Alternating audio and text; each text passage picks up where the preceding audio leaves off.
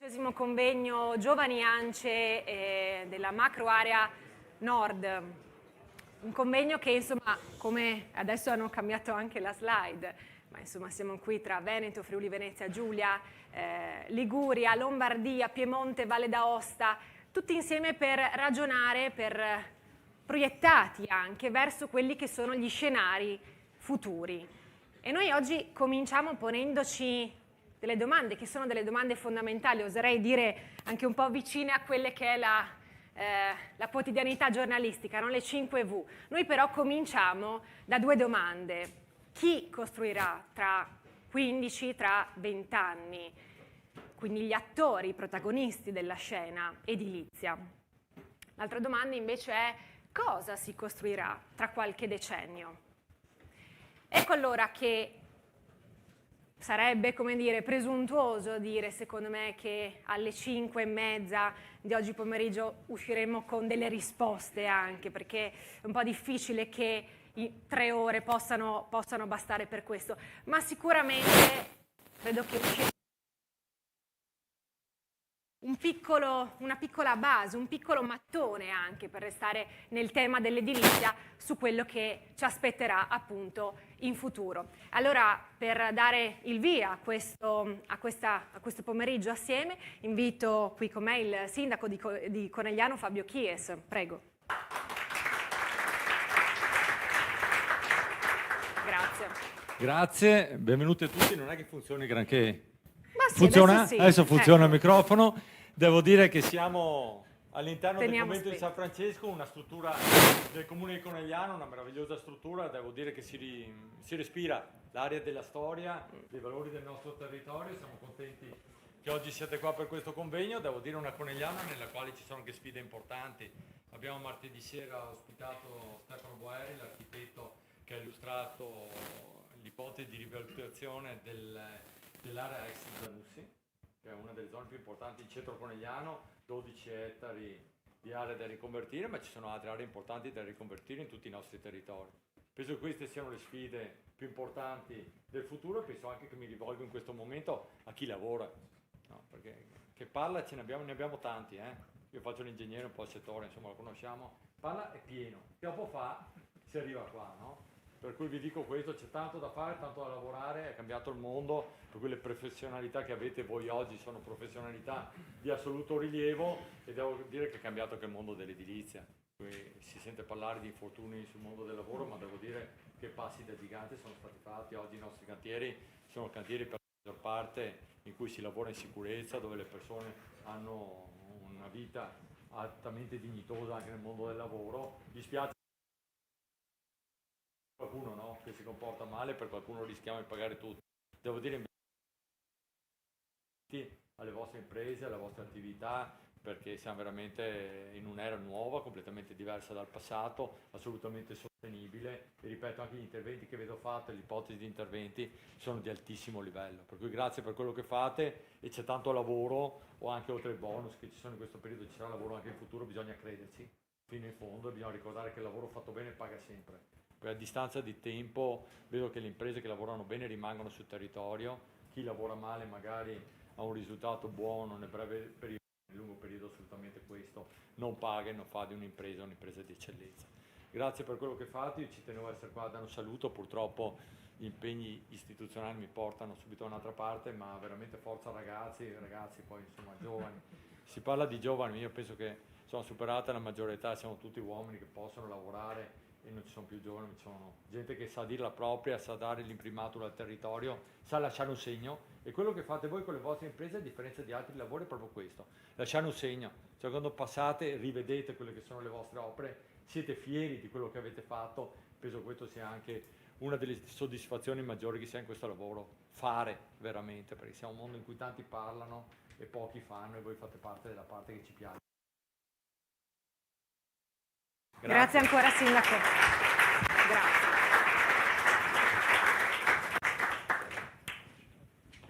Chiedo solo un cenno dalla regia. Il microfono possiamo anche lasciarlo, si sente comunque perché siamo in diretta, sì? Ok, allora lo lascio anch'io qui. Invito invece adesso Paola Carron, Presidente ANCE Treviso. Certo, prego, prego.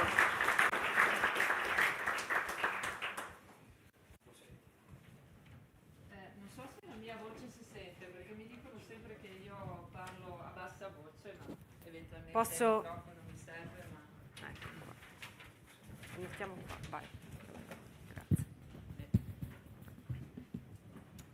Allora, intanto buongiorno a tutti e benvenuti a Conegliano, questa perla della provincia di Treviso. Io da un lato ringrazio anche per l'invito a partecipare al convegno dei giovani della macro area del nord.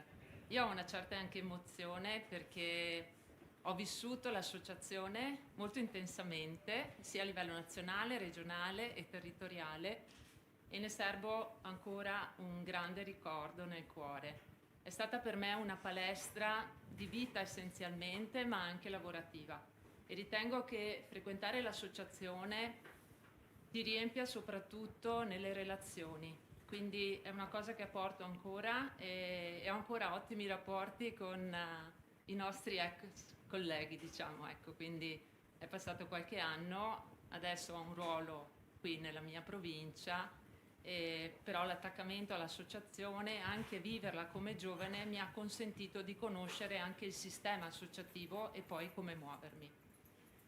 Sul tema di oggi, chi costruirà cosa, sul cosa non mi soffermo, penso che ci siano persone che abbiano fatto studi e analisi sociali ed economiche e quindi potranno anche fare un intervento più preciso e puntuale. Su chi però mi sento presa diciamo, direttamente, essendo un'impresa, lavoro e quello che vedo è che stiamo vivendo un mercato e un mondo che ci sta chiedendo qualcosa di diverso. Un mondo che sta cambiando, molto più attento alla sostenibilità, e un mercato che sta cambiando, dove comunque la qualità, le nuove tecnologie e soprattutto la digitalizzazione sono elementi centrali. Io posso dire che da anni come impresa stiamo investendo proprio sul tema digitalizzazione e diciamo standardizzazione dei processi aziendali, quindi dove al centro diventa il fulcro è proprio l'analisi del dato. Noi produciamo una quantità di dati che però negli anni non abbiamo mai messo in ordine o catalogato, e questo oggi ci consente invece, attraverso la business intelligence, diciamo, di proporci in modo migliore nelle performance dei cantieri, perché purtroppo penso che tutti noi lo stiamo vivendo, le marginalità nel nostro settore si stanno riducendo sempre di più e diventa centrale per la sopravvivenza delle nostre imprese, e quindi dobbiamo cercare attraverso la digitalizzazione di trarne maggiore vantaggio, ma non solo sulla produttività dell'impresa, del cantiere e della commessa, ma anche dal punto di vista della sostenibilità, perché tutto ciò che misuriamo ci consente poi di porci degli obiettivi per migliorarli. E l'altro tema che per me è fondamentale è la sicurezza nei cantieri, dove non dovremmo mai abbassare la guardia, perché non è accettabile che succedano incidenti mortali nei nostri cantieri. Sappiamo che il nostro è un lavoro delicato e difficile, ma portare costantemente l'attenzione è una cosa che ci aiuta a prevenire, quindi dobbiamo lavorare in quel senso. Ovviamente da soli non è che possiamo risolvere queste cose, quindi anche applicare tutte quelle nuove tecnologie. Il BIM è la base di tutto. Oggi parliamo anche di digital twins, di Internet of Things, di intelligenza artificiale, di business intelligence. Tutte queste cose non è che da soli possiamo farle, dobbiamo trovare una filiera che possa sostenere questi argomenti. E quindi il committente, perché se io non ho un committente che investe nel BIM come progetto, io da solo non è che posso fare molto. Se non ho un progetto fatto bene, l'impresa poi nel cantiere si trova veramente in difficoltà. Quindi è tutta la filiera che va coinvolta, e noi abbiamo anche una responsabilità nei confronti di chi lavora con noi, anche i nostri fornitori, quindi anche una responsabilità sociale sul territorio. Quando però partecipiamo a gare o offerte ci troviamo di fronte a progetti non sempre fatti bene, a committenti dove purtroppo l'unica discriminante che ci può far scegliere è il prezzo, e capiamo bene che di fronte a queste cose non è facile lavorare. Ecco. Quindi il ruolo anche di voi giovani, ma comunque delle imprese, è anche di cavalcare questa fase che è una fase di transizione e essere propositivi e preparati. Sappiamo che il BIM diventerà obbligatorio, ma è una fase dove dovremmo essere molto attenti e presenti, perché noi in azienda lo stiamo applicando insieme lo facciamo, diciamo, dialogare con tutto il sistema di gestione integrato, quindi mettere assieme la parte tecnica e la parte amministrativa, ed è lì il vero salto che diciamo ci impegna anche a livello di risorse, sia economiche ma anche personali.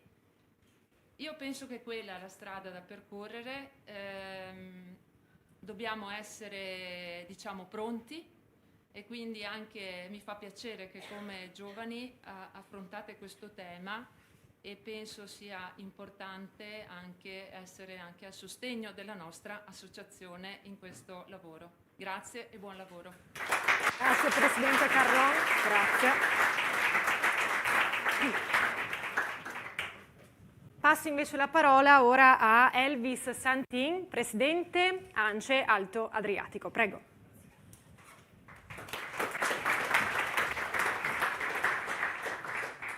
Buongiorno a tutti, ringrazio anch'io per l'invito e concordo pienamente con le parole che ha detto Paola.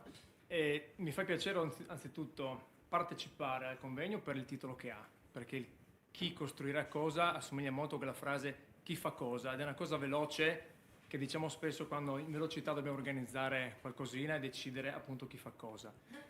Mi concentrerei appunto su quel pronome chi, che riferisce a molte persone, non soltanto a chi costruirà materialmente le cose. Quindi sappiamo benissimo che attualmente abbiamo una enorme carenza di manodopera e di professionalità, quindi chi costruirà cosa in termini di manodopera dobbiamo immaginarci quali saranno i collaboratori e gli operai di cui le aziende avranno bisogno.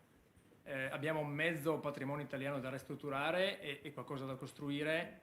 La conoscenza della materia si sta man mano andando a perdere, perché l'età delle manovalanze impegnate è abbastanza avanti con gli anni, e se non viene trasferita questa sapienza come andremo a intervenire sui fabbricati usati? Sarà importante la prefabbricazione, quindi ci serviranno lavoratori che sono bravissimi a piantare un chiodo, avvitare una vite e basta. Fa parte della domanda di questo convegno. Il chi si riferisce anche a chi di noi costruirà cosa. Ci sono l'85% delle imprese in Italia sono a condizione familiare. Fra non molto tempo buona parte di quelle aziende avranno bisogno di un passaggio generazionale.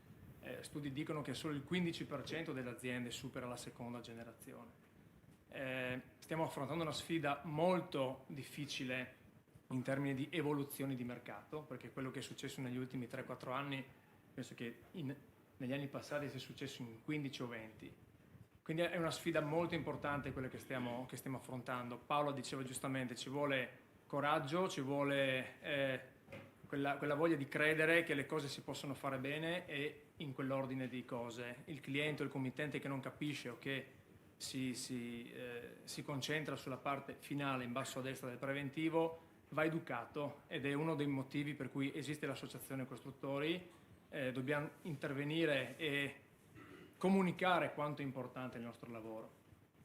Il chi, secondo me, potrebbe essere anche l'estensione al titolo del convegno, è chi costruirà cosa per chi, e c'è sempre il chi di mezzo. Il chi porta al centro la persona. Noi costruiamo cose destinate alle persone, quindi è anche importante fare attenzione alla demografia della nostra nazione, del nostro territorio. Le cose si stanno evolvendo e sappiamo che evolveranno ancora di più. Dobbiamo capire cosa servirà alle persone che abitazioni, che costruzioni serviranno, e da lì sapremo chi le dovrà costruire e quale tipo di imprese dovranno essere gli attori di questa costruzione. Quindi io ritengo che il nostro mestiere sia veramente importante e lo dovremo comunicare.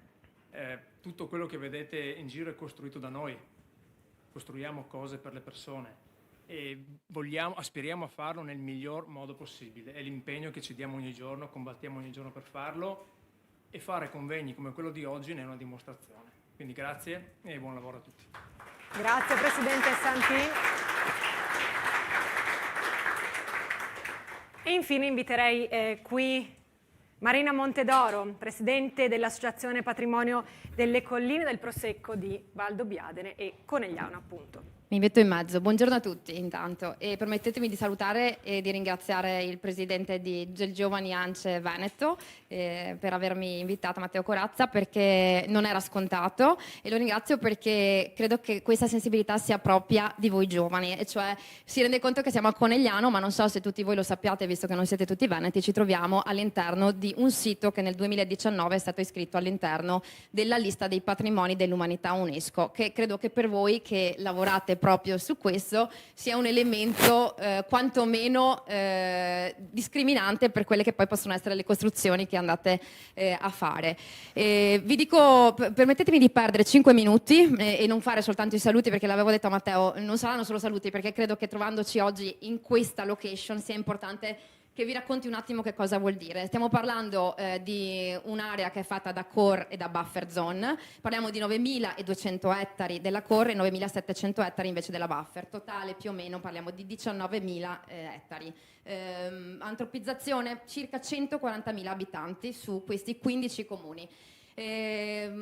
Ha detto prima lei, e il titolo del convegno è Chi costruirà cosa. Io vi lancio anche l'altra sfida, è non soltanto chi costruirà cosa, ma chi riqualificherà che cosa, perché ci troviamo appunto in un territorio che è patrimonio dell'umanità. Cosa vuol dire? Molti pensano che essere inseriti all'interno di un patrimonio dell'umanità significhi avere ulteriori vincoli.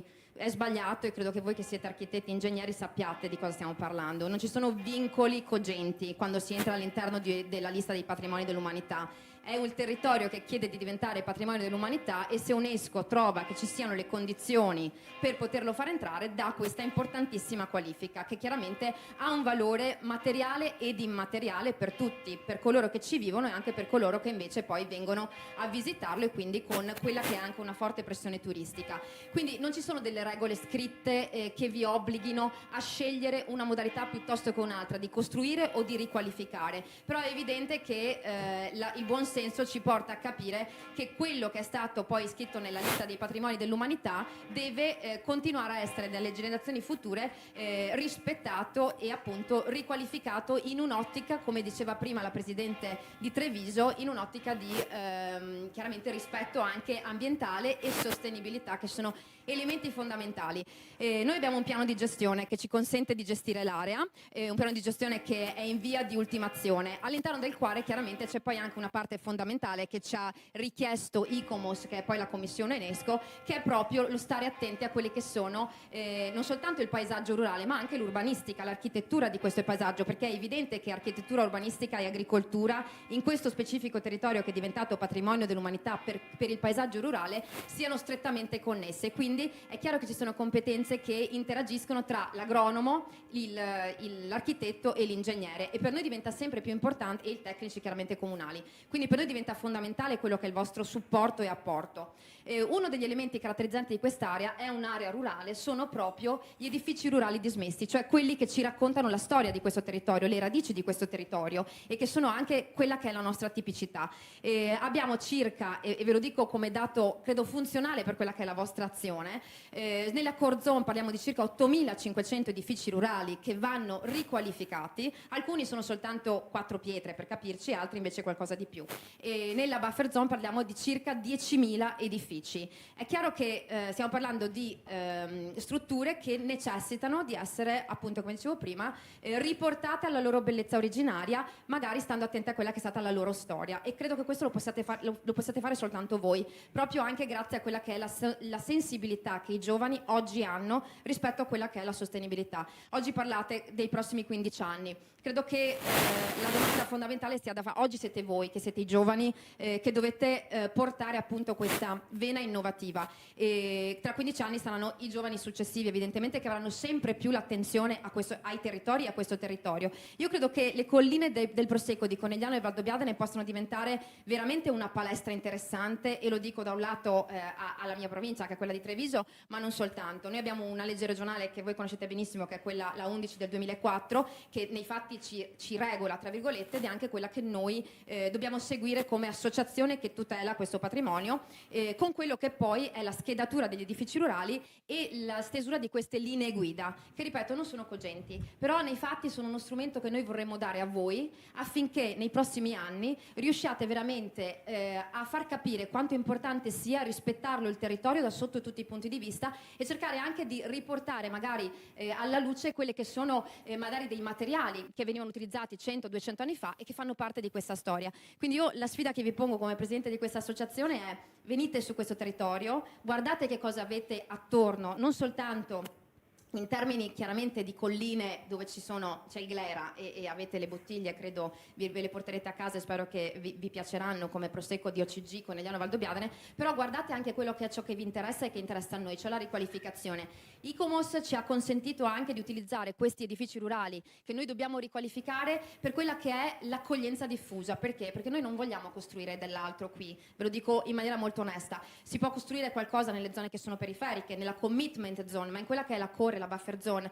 non possiamo pensare, avendo a disposizione così tanto materiale diciamo già presente, così tanta cubatura già presente, di metterci a fare qualcosa di nuovo. Cominciamo a lavorare su quello che già c'è e ci piacerebbe cercare di dare a voi gli strumenti proprio per essere interessati a prendere in mano questi edifici, perché alcuni sono sicuramente privati, altri sono invece di proprietà demaniale, proprietà regionale, eccetera, comunale, e quindi potrebbero diventare veramente uno strumento che noi mettiamo nelle vostre mani per poterci raccontare che cosa sarà il futuro di queste colline, anche attraverso quella che può essere un'accoglienza diffusa che racconti la storia di questo territorio. Quindi vi ringrazio se ci darete anche questo aiuto. Grazie. Diciamo che già qua sono stati sviscerati, anticipati tanti punti che poi toccheremo durante questo pomeriggio. Allora, per dare via ufficiale ai lavori, inviterei qui con me il presidente di ANCE Veneto Giovani, Matteo Corazza.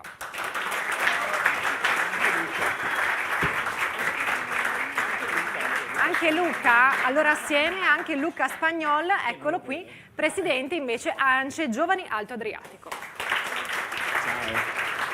A me piace usare il microfono. Vai. No, buongiorno a tutti, grazie di essere qui. Per noi giovani è un appuntamento molto importante questo, che ogni anno si fa, perché sono delle basi per il futuro. Soprattutto noi giovani abbiamo 3 punti cruciali, che è il chi, la manodopera, sia dalla parte manodopera del cantiere ma anche dei tecnici, il cosa dovremmo costruire, e soprattutto il ricambio generazionale che ha anche citato Elvis prima.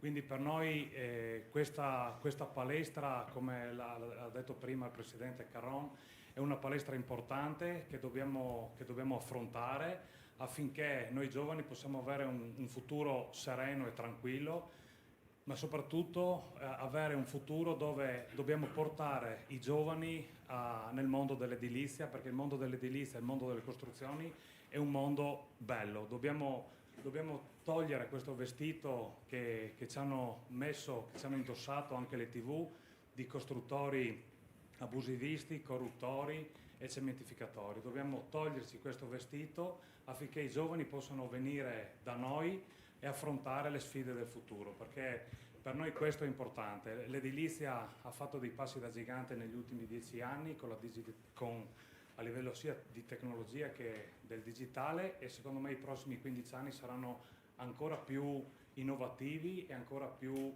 avveniristici. Quindi veramente è solo con il confronto, solo con questa palestra che si chiama ANCE, che si chiama associazione, lo possiamo fare, e tutti insieme affronteremo questa sfida in maniera positiva, e i risultati li vedremo sicuramente noi verso la fine, ma lo dobbiamo fare per i nostri figli che vorranno, spero, affrontare il mondo delle costruzioni, che è un mondo veramente bello. Grazie ancora. Grazie Luca. Mi aggiungo a quanto detto da Luca, mi unisco e faccio un ringraziamento particolare. Abbiamo una delegazione di AIGA, dei giovani avvocati di Treviso, ci tengo a salutarli perché sono un gruppo numeroso che sono venuti a trovarci, oltre a tutti voi presenti. Cosa facciamo oggi? Mi aiuto con la locandina che un po' rappresenta, secondo me, il significato di questo convegno. C'è l'architettura, il costruito storico, quello che fondamentalmente, secondo me, nei prossimi anni siamo chiamati, come già anticipato, a rigenerare, che rappresenta un po' anche tutto il paese. Il discorso del territorio UNESCO è estendibile a tutti i territori UNESCO presenti in Italia, nel mondo, e quindi non è perché è fatto qui che vale solo per qua, secondo me. E quindi il costruito storico, dietro ho voluto mettere degli alberi che sono andato non trovavo l'immagine neanche comprandola in internet, allora sono andato sul Piave e ho fotografato gli alberi proprio come li volevo. Secondo me c'è qualcuno che potrebbe riconoscere il luogo. E in mezzo ci sono le gru, perché cos'è che rappresenta a noi meglio delle gru degli escavatori? Ma secondo me le gru è proprio il nostro immaginario. Però le gru stanno forse scomparendo, i ponteggi anche si intravedono, sono bianche, stanno perdendo il colore. Avremo ancora questa attrezzatura? È una provocazione, chiaramente, ovvio che ci servirà qualcosa per portare i materiali, non torneremo indietro facendo tutte le cose a mano, ma la provocazione, e secondo me i nostri ospiti oggi ne parleranno, è chi, con quali attrezzature, costruendo cosa, un servizio o dei fabbricati? Cosa ci mettiamo dentro? Quanto dureranno i fabbricati? Quali saranno le funzioni? E non andremo a casa con le risposte, ma credo che sarà propedeutico per i prossimi incontri dei prossimi anni, e anzi ho già saputo che un prossimo convegno praticamente partirà da qui per andare oltre. Mi viene in mente una citazione delle mie fantasticherie. Avete presente Ritorno al futuro? Tu non stai pensando quadrimensionalmente, Marty. Noi dobbiamo pensare quadrimensionalmente, cioè c'è qualcosa che ancora non sappiamo a cui dobbiamo pensare, secondo me. Sì, ho i bigliettini. Com'è? Grazie. Comunque, appunto, questo per chiudere. Un concetto su cui mi spingo anche in famiglia, in azienda, su qualsiasi cosa, ma anche sulle mie passioni, che alcuni sanno sono numerose. Oggi cerchiamo di anticipare le complessità senza aver paura di conoscere, perché è meglio saperle quali saranno. Chiamiamole complessità e non problemi, perché altrimenti uno dice vabbè no. Invece anticipiamole, guardiamole in faccia, vediamo i possibili futuri, poi qualcuno ci spiegherà meglio perché futuri e non futuro, e analizziamole e scegliamo quello che vogliamo. E buon convegno.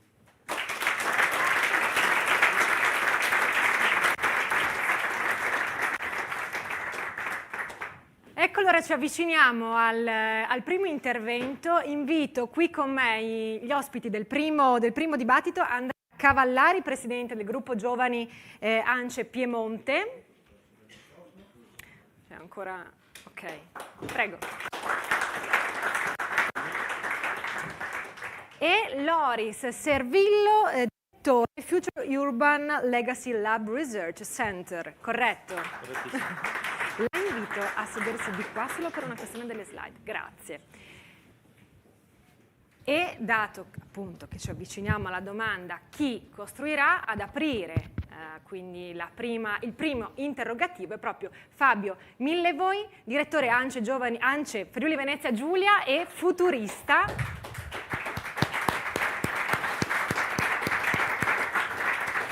Che ci spiegherà anche il significato di questa parola. Eccoci. Vediamo. Pardon. Sono io che ho dimenticato perché sono abituata a tenerlo qua. Buon pomeriggio a tutti e grazie per questo invito. Non è un grazie di cortesia, non è un grazie di circostanza, ma è un grazie sentito. E ruberò un minuto al tempo che mi è stato concesso per cercare di spiegarlo ai giovani di ANCE. in maniera molto semplice, voi vivete quello che io studio. Io vi sto seguendo, o forse più correttamente vi sto ascoltando in maniera sistemica da poco più di un anno, grazie a un primo incontro con la vostra Presidente, che ancora ringrazio, Angelica.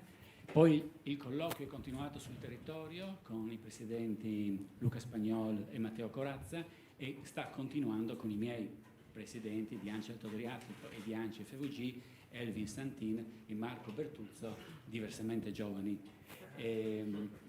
Io mi occupo di cercare di capire perché questa nostra quotidianità sia così VUCA, per utilizzare un acronimo inventato dai militari americani alla caduta del muro di Berlino. L'acronimo VUCA sta a significare quanto i loro teatri di guerra siano sempre più volatili, incerti, complessi e ambigui, ma anche i vostri cantieri sono VUCA. E quello che io studio, dicevo, voi me l'avete confermato, perché se i vostri genitori o i vostri nonni, ammesso non concesso che alcuni di voi siano imprenditori di seconda o terza generazione, mentre i vostri genitori o nonni possono capire che cosa significa una quotidianità VUCA, voi, per un semplice discorso generazionale, vivete sulla vostra pelle l'incertezza come la vostra unica certezza. E quindi, confrontandomi con voi in questi poco più di 12 mesi, mi avete aiutato perché mi avete fatto capire che la direzione del mio studio è corretta e quindi, grazie a voi, mi avete fatto sentire un po' più a bolla. Un inin, perché i margini di miglioramento sono ancora molti. E quindi ancora grazie. Con il grazie desidero portarvi un affettuoso saluto dalla mia città, da Trieste, città dello sguardo miope, dello sguardo presbite, chiedo scusa, come è stata definita da Maurizio Molinari, direttore di Repubblica, ed è una città che con il suo vento, con la sua bora, con raffiche imprevedibili, che crea scompiglio, che crea confusione, che crea mulinelli, ci porta con forza all'interno del DNA del tema che avete indicato per questa importante vostra assise. Chi costruirà cosa?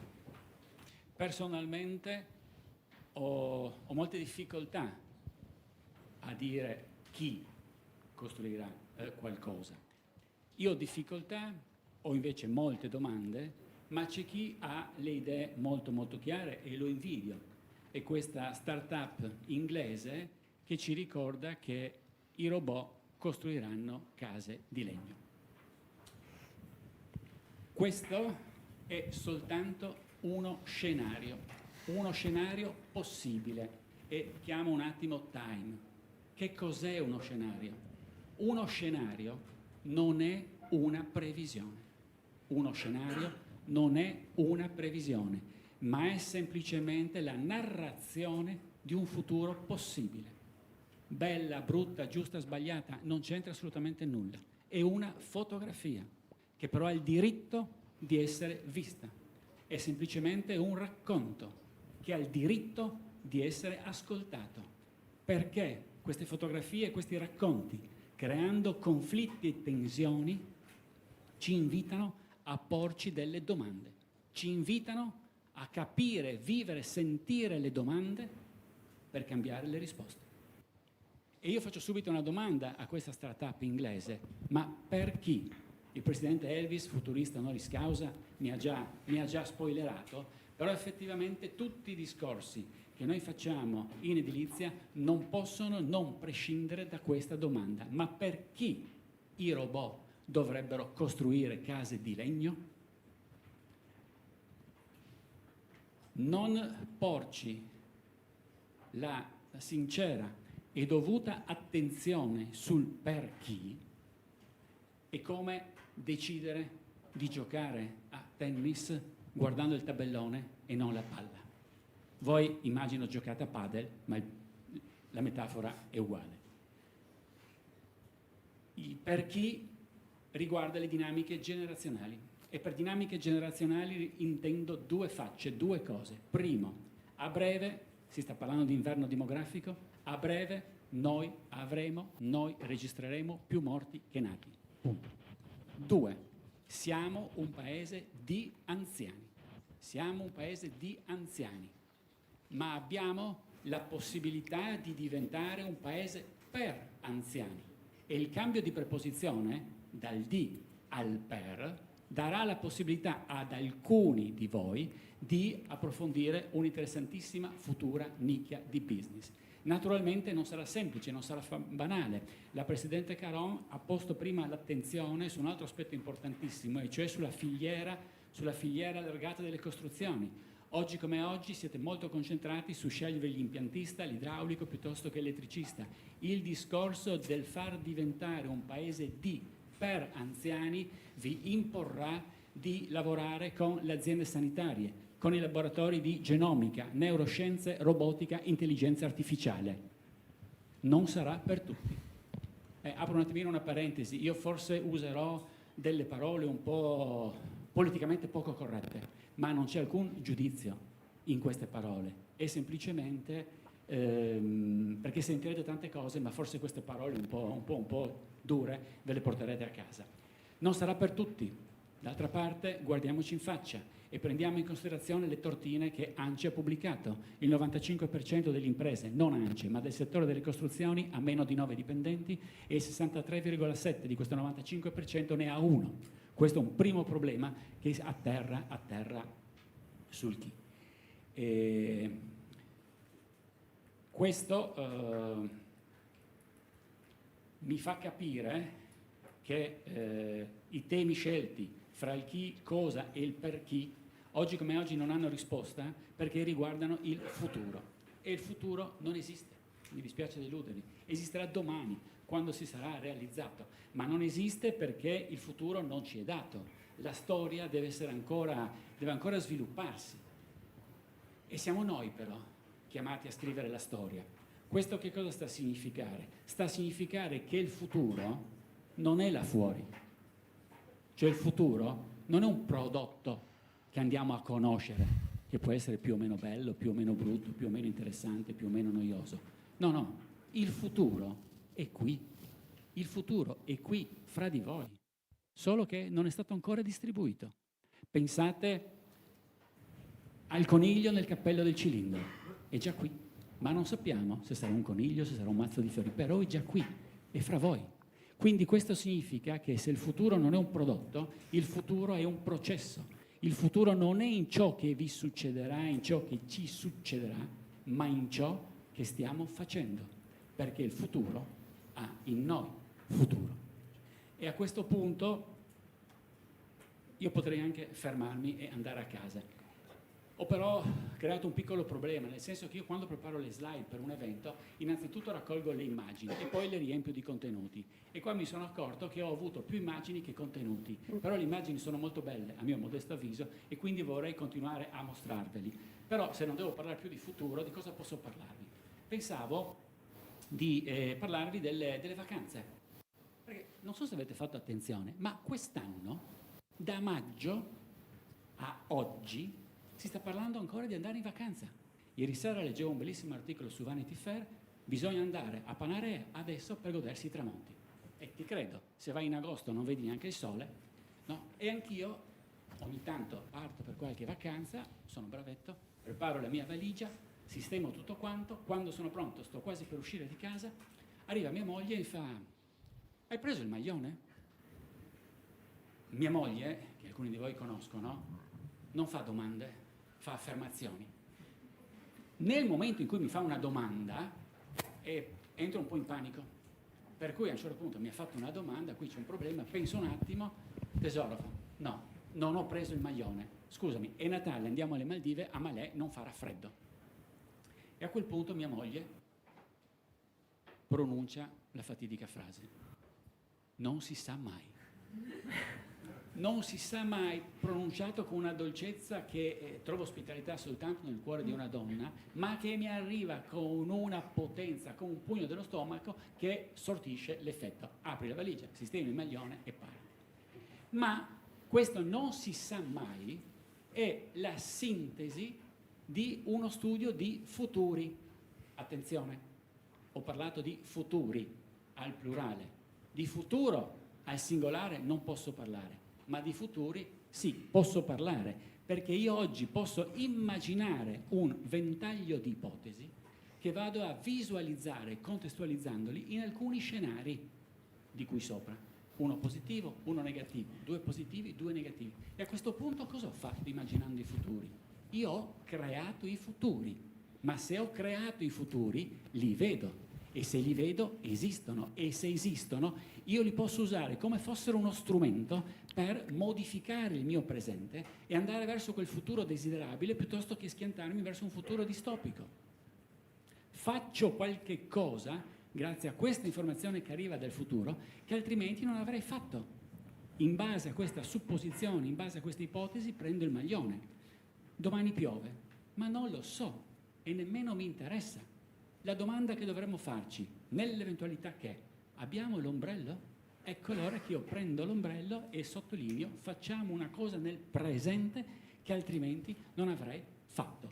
Questa domanda di mia moglie o il metodo del e se che noi futuristi usiamo, futuristi non sono degli astrologi, sono dei professionisti che lavorano con i futuri, questa domanda e se ci consente di passare dall'universo delle probabilità al mondo delle possibilità. Quali probabilità ci sono che arrivino entro il 2040 20 milioni di africani in Italia? 20 milioni ho detto, Andiamoci a vedere le stime dell'aumento della popolazione africana, riviste a ribasso, 2050 da 1,2 miliardi saranno 2,4 miliardi, 2100 4 miliardi e 2. Non sono i 5,6, non sono i 5,3, stime a ribasso parlano di 4 miliardi oltre, sono numeri molto importanti. Ebbene, possiamo immaginare che 20 milioni arrivino in Italia. A questo punto non entriamo nel merito, ma chi ha detto queste cretinate, ma parla amor del cielo, problemi, eccetera, no. Noi dobbiamo semplicemente dare per scontato che siano già qui e mettere a fuoco gli impatti a livello sociale, tecnologico, economico, ambientale, politico e culturale. Ho parlato di impatti.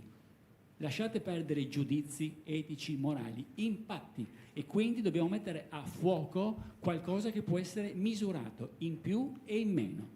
Attraverso questo metodo, ma ce ne sono anche altri, noi riusciamo a mettere a fuoco gli scenari di cui vi parlavo prima. Messi a fuoco gli scenari, maturata la consapevolezza, non serve a niente se poi non si passa all'azione, ovvero non si pone in essere quei comportamenti coerenti con quelle azioni per arrivare a costruire il mio futuro desiderabile. Questo è un lavoro che abbiamo fatto l'anno scorso all'interno del laboratorio dell'immaginazione delle costruzioni future, che abbiamo creato come ANCE Friuli Venezia Giulia assieme ad Aran Science Park, che è uno dei centri di ricerca più prestigiosi a livello nazionale. Abbiamo coinvolto una trentina di persone a lavorare in questo gruppo di lavoro. Le persone non erano soltanto costruttori o progettisti, perché il gruppo di lavoro sarebbe stato fortemente autoreferenziale. Avevamo sicuramente alcuni costruttori, alcuni di voi per un discorso anagrafico conoscono, immagino, Umberto Decker, delle Reziani Decker, conoscerete forse la Cecilia Ugoni, Massimo Del Dossi. Per quanto riguarda i professionisti avevamo l'amministratore delegato di Lombardini 22, ma avevamo anche una delle massime esperte italiane di spinta gentile, ovvero di nudge, ovvero di gomitata. Avevamo la direttrice del Museo di Miramare, avevamo la professoressa Ruggeri che si occupa di ibridi e abbiamo fatto un lavoro molto molto importante, abbiamo raccolto un sacco di materiale e poi abbiamo, assieme a 2 miei amici, abbiamo fatto un lavoro di facilitatori che sono l'avvocata e futurista Carla Broccardo di Bolzano e l'ingegner Francesco Mazza, che è qui con noi e poi avrete modo, diciamo, di conoscere e di ascoltare. Abbiamo incominciato a lavorare per differenza, per sottrazione. Su questo non abbiamo inventato nulla.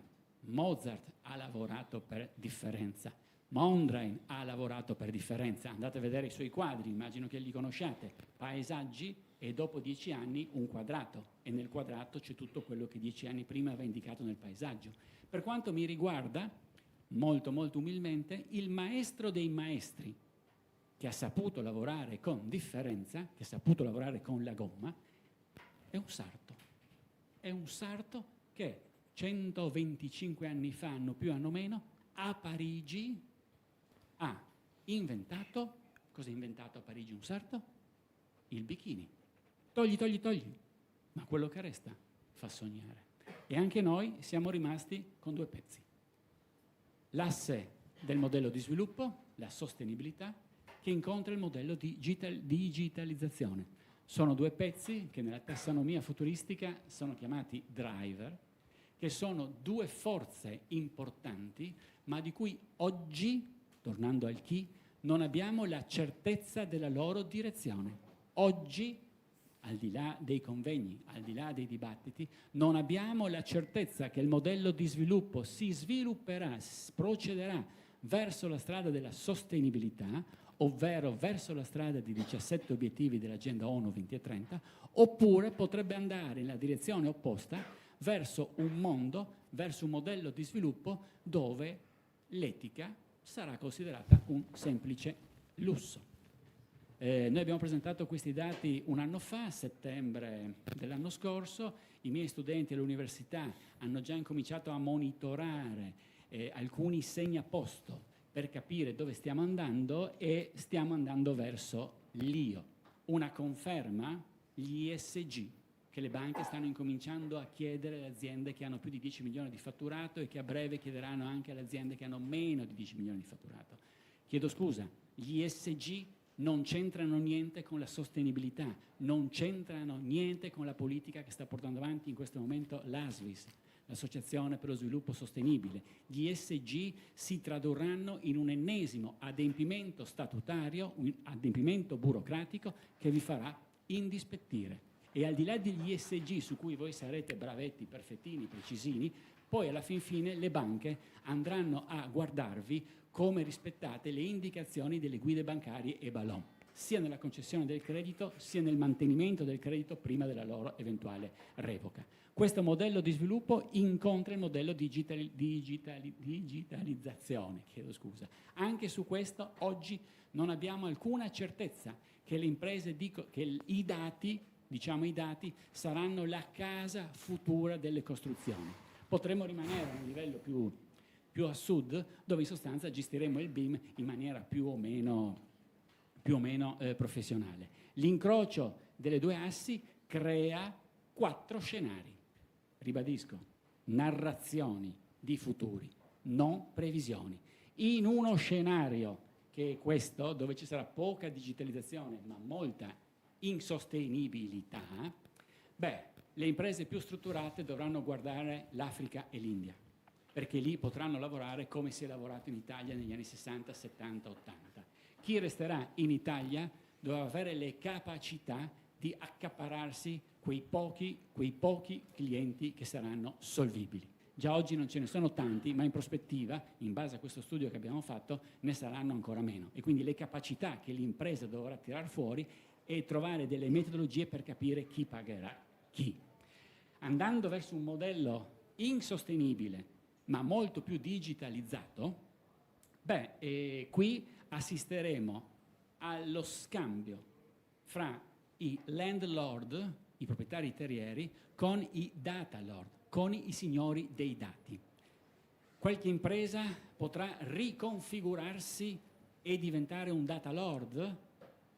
Non lo so. Vi ricordo che siamo in un modello insostenibile, dove noi abbiamo messo a fuoco la restaurazione di una rete feudale. Quindi immaginando che il data lord possa essere Amazon e un suo vassallo valvassore, possa essere PwC, Ernst & Young e Deloitte, è molto probabile che una percentuale significativa di imprese possa avere il ruolo di servo della gleba.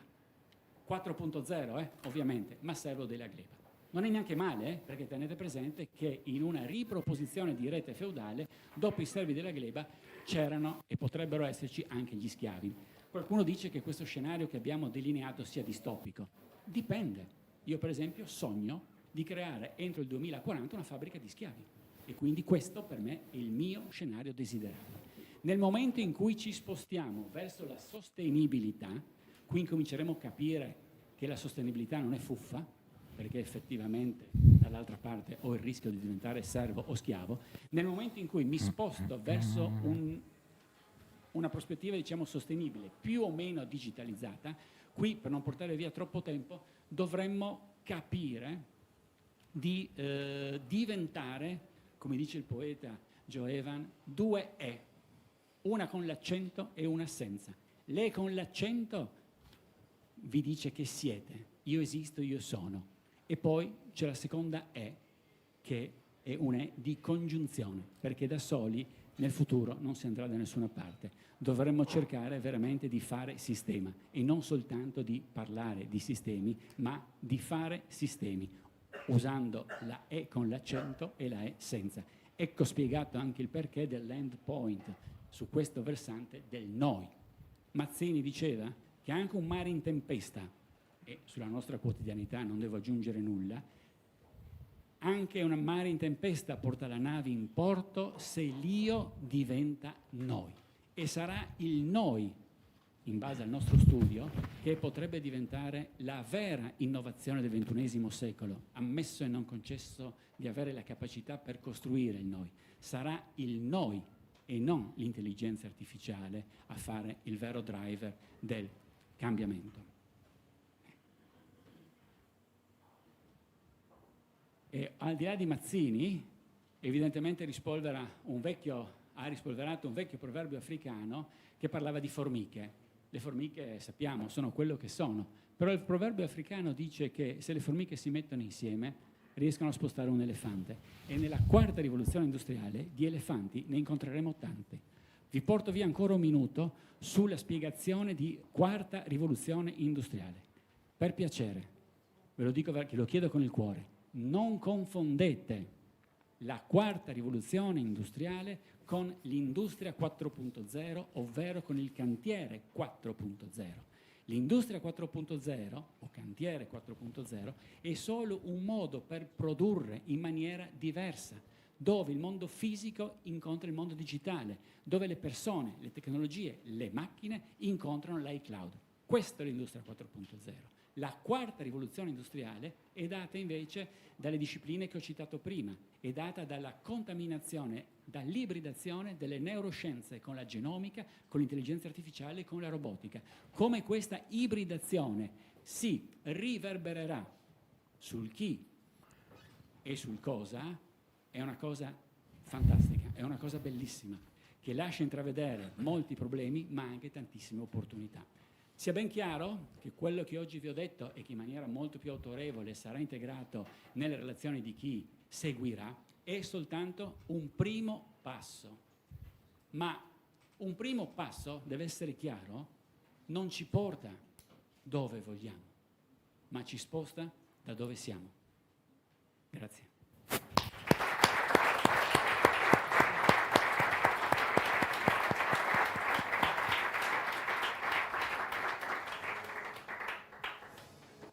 Facciamo così, lo lascio qua così anche per il prossimo intervento c'è. Ok. Beh, ci lascia, come dire, un compito abbastanza impegnativo, no? Parecchio. Perché già il futuro, come dire, già da solo può darci un po' di ansia, anche di preoccupazione. Se poi sono addirittura più futuri, più scenari, il livello anche di attenzione sale. La prima domanda che, non so chi dei due poi vuole cominciare è: ma a voi, qua di idee ce ne sono state tante, a voi le idee nuove spaventano? Prego. Tocca a me? Tocca a me. No, tendenzialmente no, nel momento in cui sappiamo, insomma, un messaggio di prima, secondo me, molto autorevole, molto bello, ci racconta di una cosa, che il futuro lo si costruisce facendolo. Cioè, ci sono dei macro driver ovviamente dentro il quale noi ci collochiamo, poi tutto sommato dipende anche dalla capacità degli attori che fanno cose, e qua voglio dire siamo nelle condizioni, nei luoghi più deputati, come sanno attrezzarsi per costruire il futuro. Quindi rispetto a delle sfide, più che il futuro, a me preoccupano le sfide, nel senso che nel momento in cui abbiamo delle sfide particolarmente interessanti e complesse, come ci si colloca costruisce in qualche modo un percorso di futuro. Questo è un grande messaggio.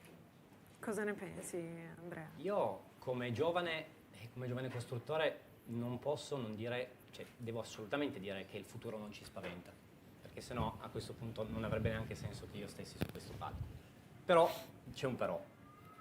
Prima la dottoressa Soligon mi ha colto di sprovvista perché pensavo di salire dopo l'intervento del direttore Millevoi ed ero un attimo con la testa sopra il pensiero. Quando mi ha chiamato ho sentito futurista e ho collegato poi al nostro ospite, un urbanista, e ho detto salgo io, giovane costruttore, aiuto. Poi prima io e Angelica ci siamo messi a ridere. Di fronte a un vecchio urbanista. No, ho detto cosa posso dire io? Poi io e lei io ho questo vizio qua, dovete saperlo, scarabocchio sempre, perché per tirare fuori idee secondo me infatti stavo da notando architetto prima, ho schizzi, poi non dico niente di quello che è, però scarabocchio. E prima ho tirato, Angelica, il presidente, mi ha chiesto mi dai la lista l'elenco degli interventi, e prende questo mio foglio con segnato il mio appunto, prima con la penna rossa, giro anche con la penna rossa, faccio un po' l'architetto anche, e ho barrato il chi costruirà, e lei si è messa a ridere. Credo che però questo sia molto sintomatico, perché non mi spaventa. Quello che mi spaventa è il chi, e lo dico perché stamattina durante il nostro consiglio mi sono guardato gli interventi e gli eventi del macro area nord che abbiamo fatto. Dal 2016 allarme territorio, cito qua, è scritto a Carabocchio. 2017 vacciniamo il territorio. 2018 sport strumento che per riqualificare il territorio. 2019 turismo una risorsa sostenibile. 2022 formare per rigenerare, in mezzo il Covid. Oggi, 2023, chi farà cosa? Negli anni stiamo passando da una logica territoriale sempre più a una logica umana, cioè territorio, riqualificazione urbana del territorio, una risorsa sostenibile, formare.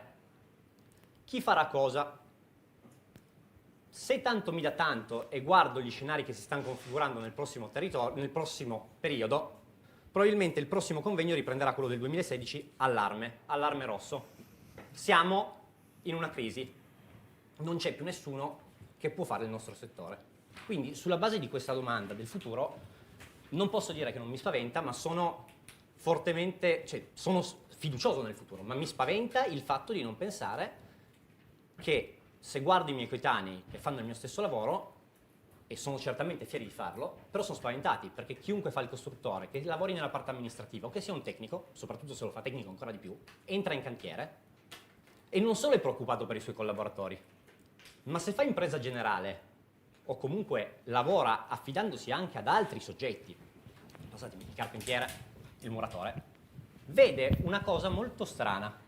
Si stanno tutti allontanando dal fare e si crea questo percorso che il direttore Millevoi citava già soltanto con gli ESG, un qualcosa di sostenibile che tutti crediamo che ci viene calato dall'alto, ma manca un'attuazione.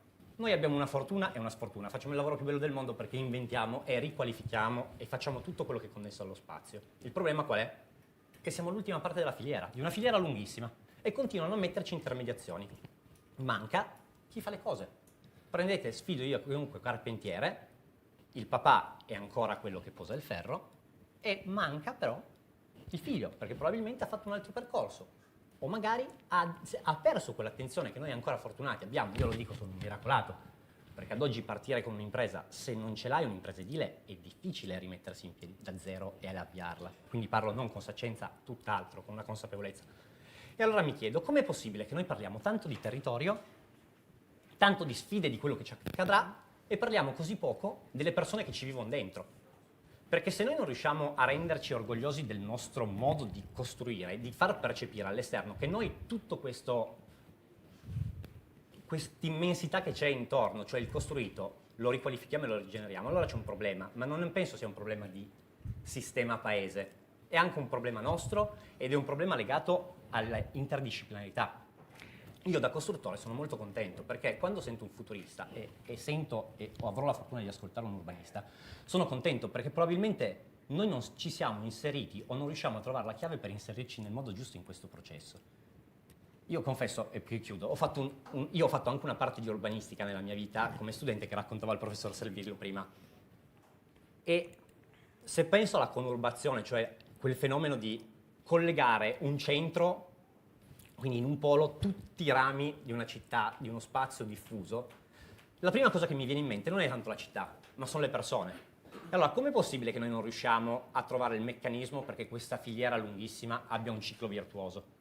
Cioè, com'è possibile che noi non riusciamo a coltivare e a costruire un rapporto con le istituzioni, con le scuole, per farci percepire, soprattutto perché abbiamo tanto da dare a livello economico, a livello di crescita professionale.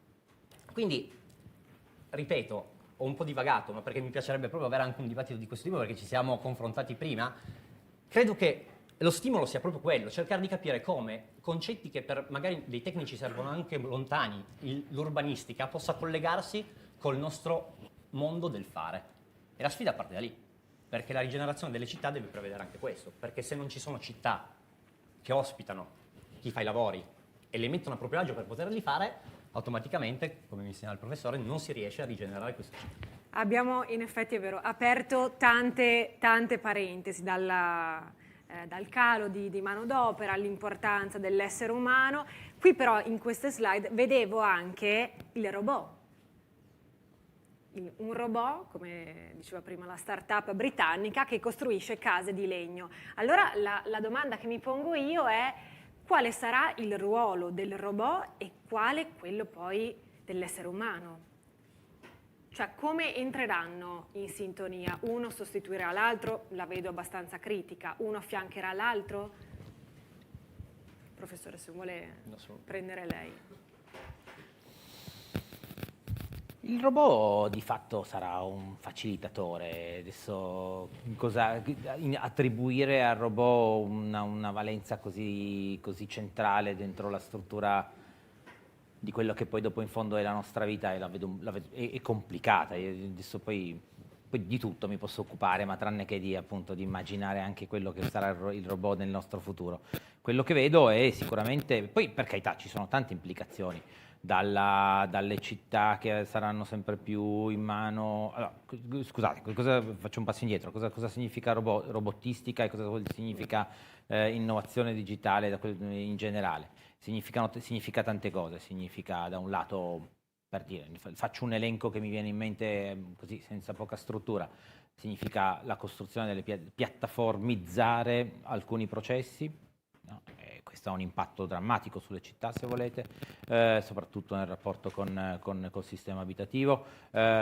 Significa automatizzare processi di trasporto. Quindi, come dire, di dimensioni del ruolo del robot e della tecnologia dentro l'uomo, da quando abbiamo iniziato a inventare la ruota abbiamo tracciato una linea che forse è un po' esponenziale, però tutto sommato, come dire, di caratteristica. Cioè, come dire, non porterà via posti di lavoro, ecco, per renderla più...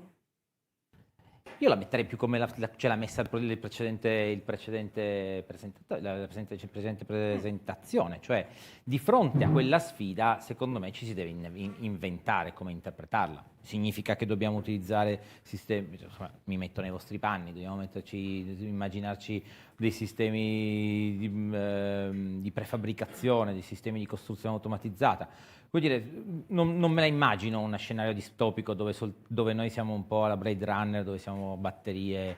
Sarà un alleato in buona sostanza. Esatto. Sarà un alleato. Altra cosa, prego, no, se voleva aggiungere io qualcosa. Credo che la sintesi corretta l'abbia fatta il presidente Caron all'inizio. La tecnologia è un processo che si evolve ed è obbligatorio perseguire. Faccio un ragionamento filosofico, l'Ottocento ha portato la città fordista, ad esempio, che c'erano gli industriali, noi ci ritroviamo col vuoto industriale dopo. Quindi la tecnologia è un mezzo per evolverci. Dobbiamo essere bravi noi a riadattarci con una consapevolezza, e questo è il nostro grido verso l'esterno. Il nostro settore evolve, ma il nostro settore è fatto ancora di manualità, perché i meccanismi alla fine del costruito sono questi, arrivano da una matrice manovale. Tu puoi andare a supporto con prefabbricati, si può anche andare a costruire già con la progettazione della facciata intera, va benissimo. Il discorso effettivo è che questo strumento deve garantire una qualità, perché se allora non c'è una tutela sotto il profilo di qualifica, quindi non si riesce a permettere che le imprese riescano ad accedere a quello che è un passaggio obbligato tecnologico, allora c'è qualcosa che non funziona. O comunque ci ritroveremo tra un po' di anni che non ci saranno imprese. Ma il dato mi dice tutt'altro, cioè mi dice, guardo alle imprese medio-piccole, noi siamo fatti di imprese dai 6-8 dipendenti, al di fuori ci sono general contractor, ci sono colossi che bussano alle nostre porte, allora io dico forse bisognerebbe puntare sulla qualità più che andare a spingerci oltre la robotica, cioè bisognerebbe capire che il nostro know-how è questo, perché io sfido chiunque, quando tu decidi di poter magari fare un salto avanti, lasciare la tua impresa, che magari io ho un'impresa di quinta generazione, e cosa ti lascia la tua impresa? Il know-how. E quello sei disposto a perderlo? O comunque le altre imprese, anche con la robotica, saranno in grado poi di replicare quel know-how professionale? Questa è la domanda. Quindi non credo che andare a parlare già di un salto sulla robotica sia la strada. L'utilizzo di innovazioni tecnologiche per un processo graduale certamente sì. Come dire, cioè tutta questa tecnologia non è che farà in qualche modo venir meno la manualità dell'artigiano, anzi resterà... Per me, lo ribadisco, per me sì, deve essere la tecnologia e a supporto. servizio, certo. Chiaramente la spinta normativa arriva, lo vediamo con il BIM, è giusto che ci sia, ma chiaramente chiunque ha lavorato col BIM sa perfettamente che la prima fase è stata embrionale, ma soprattutto da chi ha fatto gare. Quindi è una transizione. Chi fa campanelli d'allarme e dice che domani, cioè oggi è già domani, è sicuramente vero, ma il processo transitivo lo dobbiamo fare noi, quindi non ci arriverà qualcosa addosso, noi dobbiamo essere in grado di cavalcarlo. Se rimaniamo miopi, allora c'è un problema di fondo nostro. Secondo me, semplicemente, non vorrei essere troppo, però detto in maniera stretta questo. Vedevo una certa espressione nel... No. Avevo capito male, quindi io avevo preparato una presentazione, però andiamo avanti pure così a braccio, io sono contento. Ok.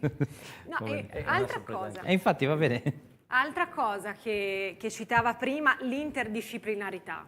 Secondo me questo è un punto veramente forte, perché finora si parla di architetti, si parla di tecnici, però come dire, la sfida futura ci imporrà anche di avere nuove figure, nuovi esperti per ampliare le competenze, no? Certo.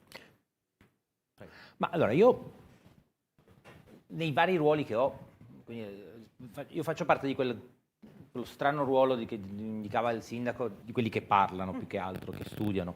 Quindi chiedo scusa a questo punto di vista, perché effettivamente a volte noi dell'università tendiamo anche ad avere poco contatto col mondo del fare, no? E da questo punto di vista invece sono molto contento di quello dell'essere il coordinatore di questo centro interdipartimentale, perché non soltanto mette assieme una serie di discipline molto variegate all'interno del Politecnico, ma poi si interfaccia poi dopo con l'esterno. Su questo la cosa più affascinante, che in questo momento io da un anno che faccio questo ruolo e lo trovo molto, molto intrigante, è che nei processi di trasformazione delle città e del territorio, quello che sta capitando è che di fronte alla complessità anche delle sfide, le risposte semplici e di singole competenze fanno fatica ad affermarsi.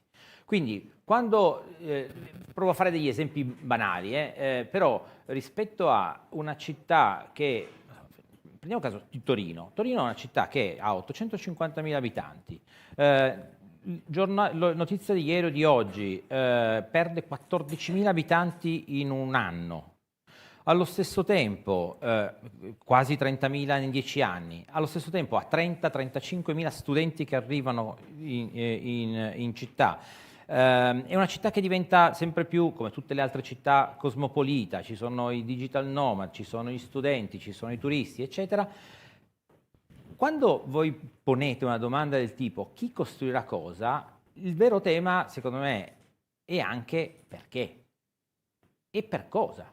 Allora, quando prima facevamo un ragionamento sul futuro, il tema è cosa diventano i grandi contenitori urbani?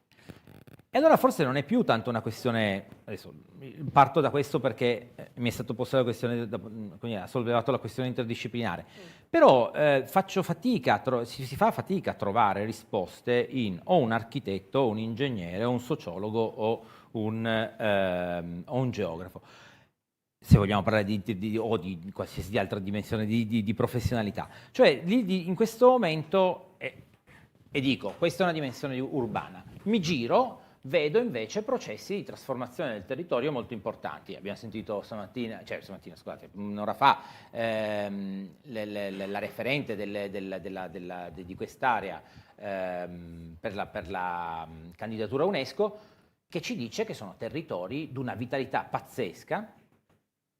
Allo stesso tempo però c'è tutto anche un grande dibattito su quello che stiamo chiamando le aree interne, le aree fragili del territorio, che è una delle più grandi ricchezze italiane. Lì in questo momento vediamo un altro tipo di fenomeno, vediamo uno spostamento di persone che tende ad andare in queste aree, che però non sono strutturate per accettare, come dire, sfide dell'innovazione, non c'è un patrimonio immobiliare ricco ma dismesso che non si riesce a mobilitare. Si fa fatica a iniziare processi di rigenerazione articolati e lì non c'è un sapere unico. Allora io poi provo a dirla in maniera molto banale, scusate se dico questa considerazione semplice. L'ANCE, i costruttori chi sono? Non mi aggredite se lo dico così, ma di fatto siete quelli che intercettano l'esigenza del capitale di investire su processi di trasformazione. Allora, in quel momento lì il tema è quali sono i driver che intervengono su questi processi di trasformazione fisica e come voi potete rispondere su questa dimensione qui. Allora questo è il grande problema. E la risposta a questo processo, secondo me, sta in un strano coacervo di istituzioni, capacità imprenditoriali, competenze tecniche e visioni progettuali importanti. Allora, questo qui secondo me è la grande sfida dell'interdisciplinarità, dove e lo dico con un senso di colpa, secondo me le università non formano sufficientemente da questo punto di vista. Questo sarebbe stata effettivamente un'altra domanda che mi sarebbe piaciuto fare proprio per capire anche dal punto di vista della formazione scolastica, universitaria, non siamo pronti? O sì? Allora, questo è il bello della diretta, perché noi veramente siamo rimasti tutti e due sorpresi. Ma sposo pienamente ciò che è detto dal professore. Non lo limiterei alla formazione universitaria, cioè è un problema sistemico. Perché quando tu sei un architetto e magari ascolti parlare gli altri architetti e dialoghi su come potrebbe essere il percorso universitario, senti strade completamente diverse, scusate. Quando vai ai tavoli per il piano regolatore di una città, vai a parlare con l'ordine degli architetti da una parte, l'ordine degli ingegneri dalla parte e poi parlano i costruttori. Allora, sono tante risorse sprecate nel medesimo punto. Se si riuscisse veramente a far sistema, allora si riuscirebbe a fare la differenza. Cosa intendo? Banalmente, un percorso universitario. Noi con Torino abbiamo provato a farlo, a inserire all'interno di un percorso, provare a fare un master dedicato all'edilizia o comunque sposare, come fatto dal mio presidente Malabaila del Piemonte, avviare dei tirocini professionalizzanti. Però poi si verifica un altro fattore, si verifica che le stesse imprese che hanno chiesto di avere addetti al settore poi non prendono i tirocinanti per paura che poi questi vengano formati e vadano via. E allora si crea un altro tema. Quindi credo che bisogna veramente partire da una base. Perché, lo dicevamo stamattina, e lo dico anche per chi non ci fosse, noi abbiamo un progetto che è un fiore all'occhiello, si chiama Bando Macro Scuola, è un concorso che noi andiamo a parlare nelle scuole, alle medie. L'intento non è quello di coinvolgere i bambini, è anche quello, ma l'intento è quello di fare sistema con le strutture scolastiche per far capire che c'è una filiera che è pronta ad ospitarla, che non è quella che viene descritta. Allora, non stiamo a zero, perché le nostre università, e io qua lo dico al professor Servillo, il Politecnico di Torino è un polo di eccellenza, così come a Milano, così come in tanti altri territori.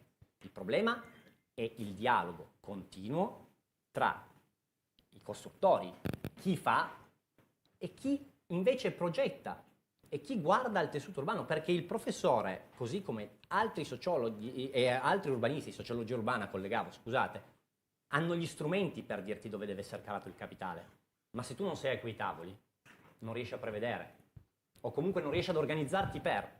E allora probabilmente noi non siamo a zero, noi abbiamo tante competenze, perché chi dice che in Italia non ci sono competenze probabilmente o non vive la nostra realtà oppure ha visto altro. Allora probabilmente c'è bisogno di dialogare di più e farlo con un modello unico condiviso. Questa è secondo me la mia visione e spero che anche il professore possa quantomeno condividerla. Ma sì, secondo me siamo di fronte a una fase molto importante anche da un punto di vista didattico-educativo, dove le grandi istituzioni, scusatemi il gioco di parole, sono sfidate a riflettere sulle grandi sfide. Alcuni programmi didattici stanno lavorando su questo. Forse varrebbe la pena estenderlo anche in una maniera integrata al rapporto tra università e offerte e opportunità di lavoro successiva.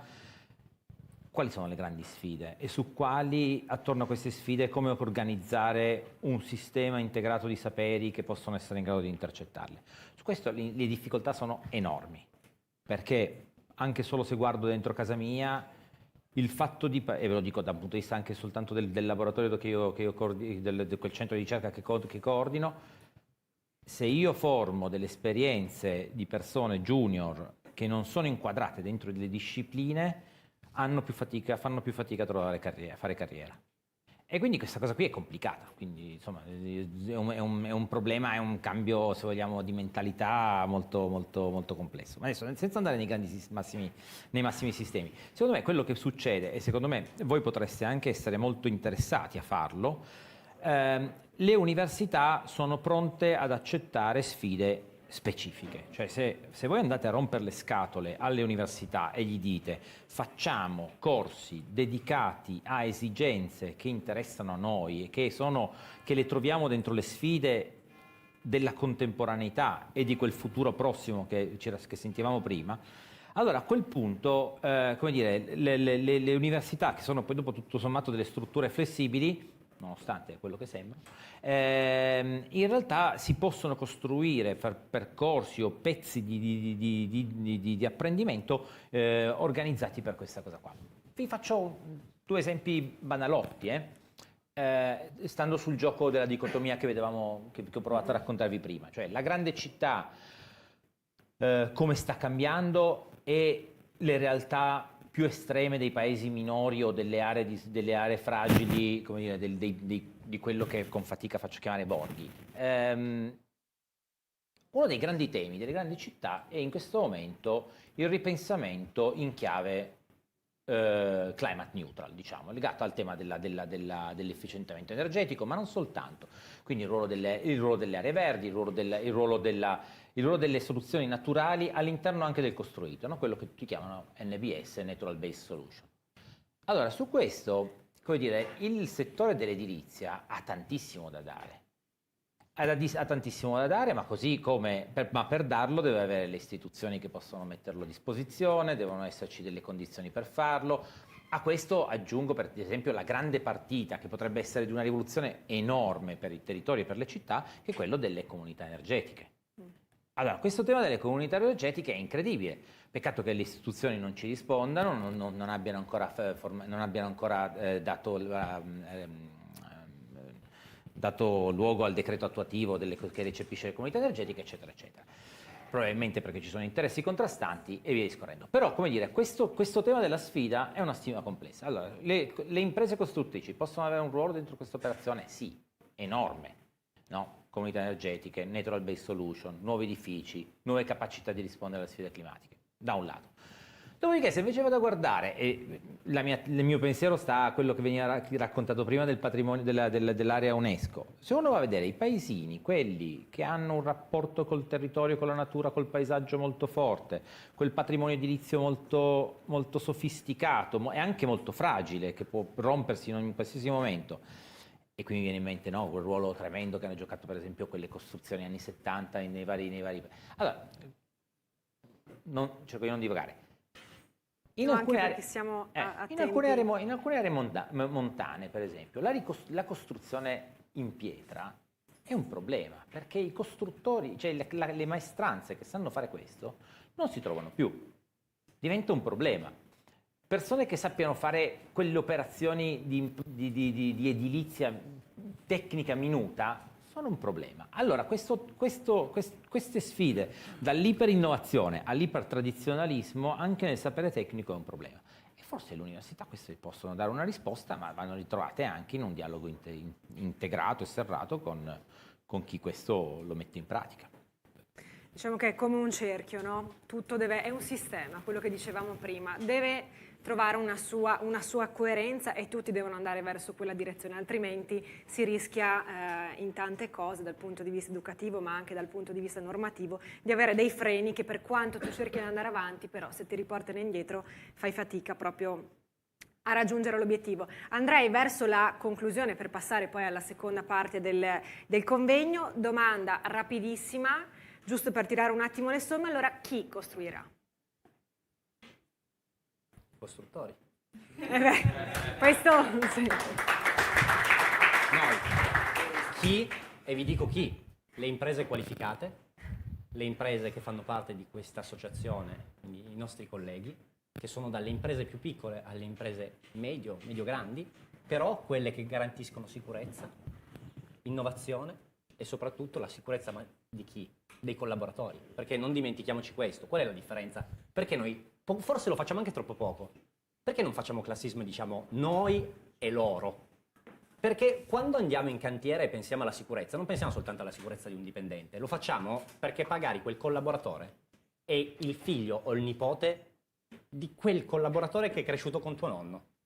E questa cosa, un'impresa nata in momenti più floridi o comunque in momenti rapidi dove non c'è quella tangibilità di quelle che chiamiamo le scatole vuote, non lo capiranno mai. Allora, facciamo classismo su questa cosa. Quindi chi costruirà? Le imprese che garantiscono qualità, tempi certi e sicurezza. Ma per far ciò, ovviamente, abbiamo bisogno, soprattutto sui tempi, abbiamo bisogno di una cosa: soldi e garanzia. Quindi, chi deve esserci? La burocrazia, perché senza siamo fermi. Per me, io spero di essere stato sintetico, ma aver chiarito il concetto. Assolutamente, centrato proprio il punto. Professore? Io forse metto l'accento sulle caratteristiche del chi. No, in realtà le ha già messe lui. Metto una dimensione, quella della responsabilità. Il mondo ha bisogno di un impegno collettivo importante sui temi della responsabilità legata al cambiamento climatico, ai processi sostenibili, alle condizioni di garanzia di quello che abbiamo adesso consegnato alle future generazioni. Per farlo non bisogna fare soltanto business, bisogna essere consapevoli che il business deve essere orientato verso uno scopo comune e collettivo. Non posso negare che i costruttori e il mondo edile è uno dei luoghi dove si produce anche, come dire, più attraverso tutta la filiera, si crea CO2, c'è un impatto sulla dimensione ambientale molto importante. Chi sa mettersi in tempo e sa prevedere prima quelle che saranno le restrizioni future saprà intercettare meglio le occasioni. È una sfida continua. Grazie. Grazie professore. Grazie professore Servillo. Grazie ad Andrea.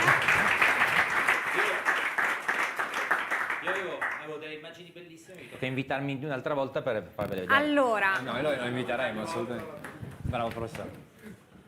secondo me sì, perché siamo veramente tirati.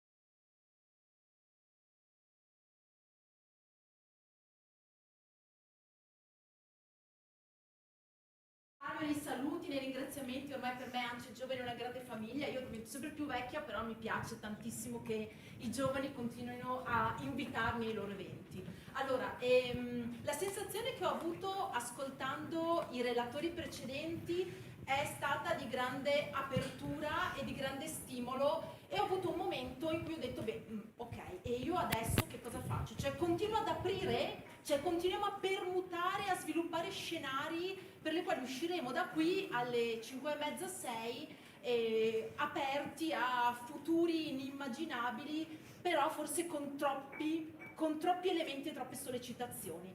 Allora mi sono dato un obiettivo, non so se ce la farò, però l'obiettivo è quello di provare a riprendere le questioni che sono emerse e a farle mie nei contenuti delle slide, che peraltro sono già stati nella maggior parte dei casi anticipati. Ma inizio intanto da una cosa: ho sentito parlare di competenze, di architetti, di urbanisti. Allora, il primo esempio di sintesi o di innovazione sono io, che sono un architetto che non fa l'architetto, che si occupa di valutazione di processi edilizi immobiliari e che quindi fa una cosa strana. Oltretutto insegno all'università, ma non sono un professore strutturato, perché campo attraverso attività di consulenze. Per cui in realtà il primo sguardo che invito a vedere, ad alzare, è che c'è la possibilità di trovare punti di mediazione e incontri. Cioè, la complessità c'è, esiste, è possibile, e di norma è anche un elemento di grande valore. Ci sono poche slide, alcune sono anche banali, tipo questa, perché gran parte delle cose le avete dette, però quando sono stata invitata a occuparmi di parlare di cosa, io mi sono chiesta, ma io sono un architetto venuto malissimo, per cui perché io devo parlare di cosa? Io forse non so di cosa si costruirà. Poi ho colto l'opportunità di quello che faccio in realtà nella mia vita, che è occuparmi e chiedermi quali sono i processi di formazione dei valori sottesi alle trasformazioni dell'ambiente costruito. E quindi mi sono chiesta, ma allora come si creerà il valore immobiliare nel futuro? E quindi quali sono gli oggetti che potrebbero rispondere o avere delle caratteristiche utili in relazione a questa domanda? Anche perché, avendo letto i miei colleghi che poi apriranno e si occuperanno del dibattito, alcune questioni le affronteranno sicuramente meglio di me. Quindi alcuni ganci io li do e poi lascio a loro l'opportunità di svilupparli. Per cui cosa si costruirà? Io non vi dirò precisamente che cosa vi costruirà, avrei potuto farlo, perché è una domanda che si apre a tantissime domande, a tantissime sollecitazioni. E allora la prima cosa che mi sono chiesta, ma potrei partire utilizzando i paradigmi immobiliari, quelli tradizionali, quelli ormai strutturati che tutti noi conosciamo in modo più o meno formalizzato, o perché conosciamo in modo razionale o perché comunque li conosciamo perché li viviamo tutti i giorni. E potremmo chiederci, ma quali saranno le caratteristiche delle cose che costruiremo, degli immobili che costruiremo, le caratteristiche fisiche? Oppure potremmo chiederci quali saranno adesso uso dei termini inglesi, questa è una slide, mi hanno sgridato perché c'è una slide inglese, è l'unica, per cui le prossime saranno tutte in italiano. Però ho chiesto, ma potrebbe essere che io mi potrei parlare di quali potrebbero essere le asset class del futuro. Le asset class sono le destinazioni d'uso degli immobili del futuro, quindi in realtà è un concetto che c'è molto chiaro. In realtà poi ho pensato che avrei potuto anche parlare di quale può essere il ruolo del cosa in relazione al contesto e alla dimensione ambientale di sostenibilità nel quale si collocheranno questi immobili, riprendendo tutto un dibattito, tutto un tema molto presente in ambito nazionale, europeo e internazionale rispetto alla questione dell'attenzione rispetto alla dimensione sociale, alla dimensione dell'inclusività, alla dimensione di genere, alla dimensione ambientale. Poi mi sono chiesta, ma a me in realtà interessa portare alla vostra attenzione 3 temi. forse 4 temi, e sono le 4 slide che seguiranno a questa, perché ognuna di queste slide ha un titolo che si porta dietro, secondo me, un'idea che merita attenzione, perché ci aiuterà a pensare, a declinare, ma forse anche a proporre le cose del futuro. Perché? Perché che ci piaccia o meno, non sappiamo come, che siano le colline dell'UNESCO, che sia Conegliano, piuttosto che Padova o Udine, Trieste o quant'altro, l'immobiliare, gli oggetti sono fondamentali per l'esperienza umana. Questo è pacifico, quindi sono una componente fondamentale delle persone che nell'ambito dell'ambiente costruito spendono in realtà il 100%, perché in realtà adesso mi chiedo quel 10% di tempo dove lo spendiamo? Forse perché lo spendiamo dormendo, ma in realtà noi dormiamo dentro gli immobili. Quindi in realtà noi dobbiamo dire che noi spendiamo, le persone spendono il 100% del loro tempo dentro oggetti, cose, e dentro queste cose vivono, lavorano, fanno attività di shopping e passano il loro tempo che non viene impiegato negli altri casi. Qual è l'elemento centrale? Che tutte queste attività evolvono costantemente in un contesto sociale. Queste cose le avete già sentite. Io vi do 3 numeri, perché come vi dicevo io, ahimè, faccio la valutatrice, per cui mi piacciono i numeri, e in certi casi 2 o 3 numeri ci aiutano a dare il senso delle slide successive, che altrimenti possono sembrare un po' fuffesche. Perché? Perché il contesto sociale, il contesto delle persone nelle quali quelle cose verranno costruite, ristrutturate, rigenerate, scegliamo il verbo che ci piace, saranno oggetto di attività fisica, manuale, prevede un contesto dove, rispetto ad oggi, numerini piccoli in basso, ci saranno ovviamente più over 65, il 35% in più di un terzo. E nel 2050 non manca tantissimo, mancano 25 anni, e insomma, molti di noi ci saranno ancora. Ci sarà quella cosa di cui parlava Fabio, io chiamo le persone per nome, per cui molti più decessi che nascite.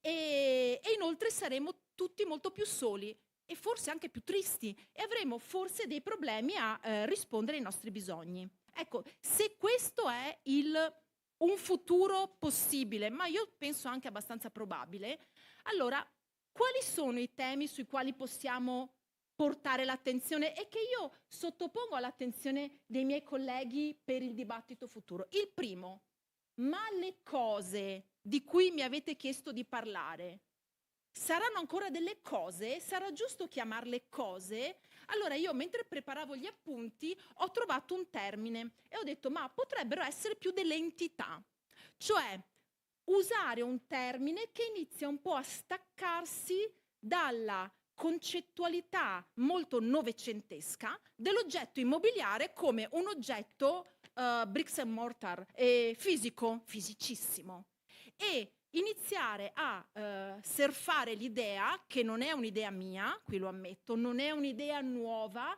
ma è un'idea che ancora non ha bucato, che queste cose in realtà sono spazi costruiti che io penso che saranno sempre di più servizi, dispositivi di supporto a servizi, scatole funzionali a inserire servizi. E io questa cosa l'ho già sentita da alcuni di voi, per cui Space as a Service vuol dire che io immagino che sarebbe interessante, che è interessante, ed è una cosa che io in ambito valutativo già affronto, quando io stimo un valore immobiliare non tanto nella prospettiva della trasformazione fisica, ma nella prospettiva della sua generazione di benefici dovuti all'uso.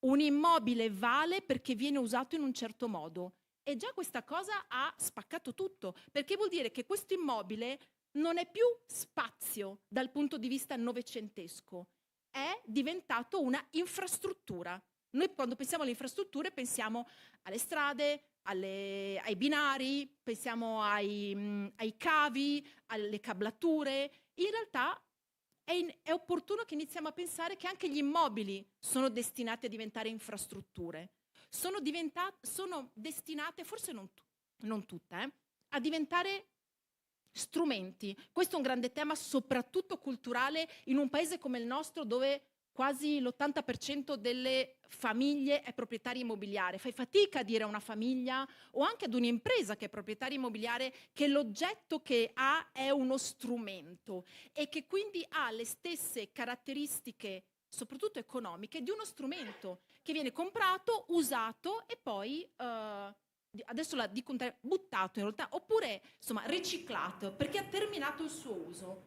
Però questa è una prospettiva sulla quale io trovo sia interessante ragionare. Quindi uno spazio che diventa erogatore di servizi, cosa che noi non consideriamo, perché se voi guardate i manuali dell'immobiliare, lo spazio ancora oggi è percepito come un luogo che sicuramente risponde a dei bisogni, ma è un segno sul territorio, l'ha detto il sindaco. Voi siete delle imprese e dovete essere fieri perché voi guardate i segni che lasciate sul territorio, i milestone. È vero, però c'è un tema culturale, secondo me, sul quale vale veramente la pena di lavorare. E questo è il primo tema.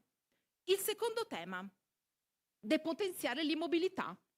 E voi dite, non mica capito, Il codice civile parla chiaramente di che cos'è un bene immobile, per cui come facciamo a depotenziare l'immobilità? E tutta questa storia della rendita dell'immobile, dei diritti edificatori.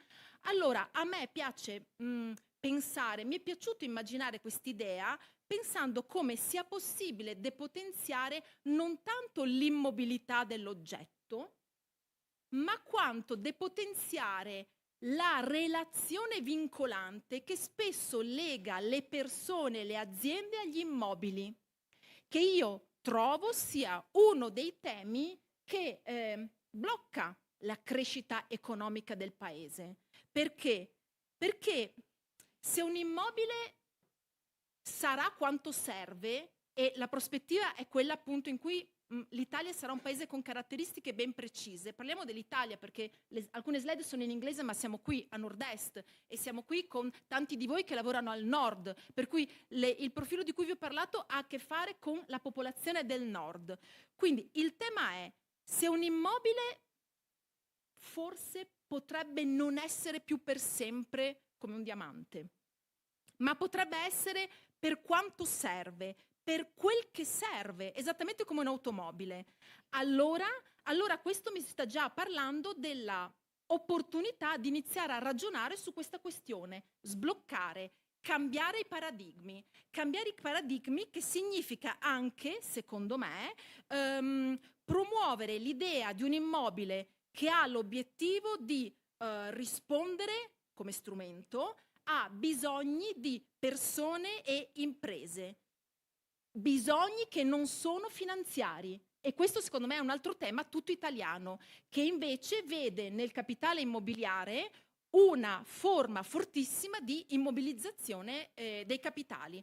Non sono io che lo dico, ma la dice il professor Legrenzi, insegna finanza comportamentale a Ca' Foscari, e lui lo dice chiaramente: le famiglie investono sull'immobiliare, ma dal punto di vista della razionalità finanziaria è una scelta sbagliata, è una scelta irrazionale. Allora, perché non proviamo a pensare quali possono essere le caratteristiche di queste entità che consentono alle persone o alle imprese di pensare un modo diverso nella relazione tra l'uso di questi immobili e l'utilizzo delle loro capacità finanziarie? Ultimo tema, e mi aggancio al, non mi ricordo il nome, scusatemi, ma aspettate, qui ce l'ho, il referente della tavola rotonda precedente, Andrea, mi permetto di chiamare tutti per nome.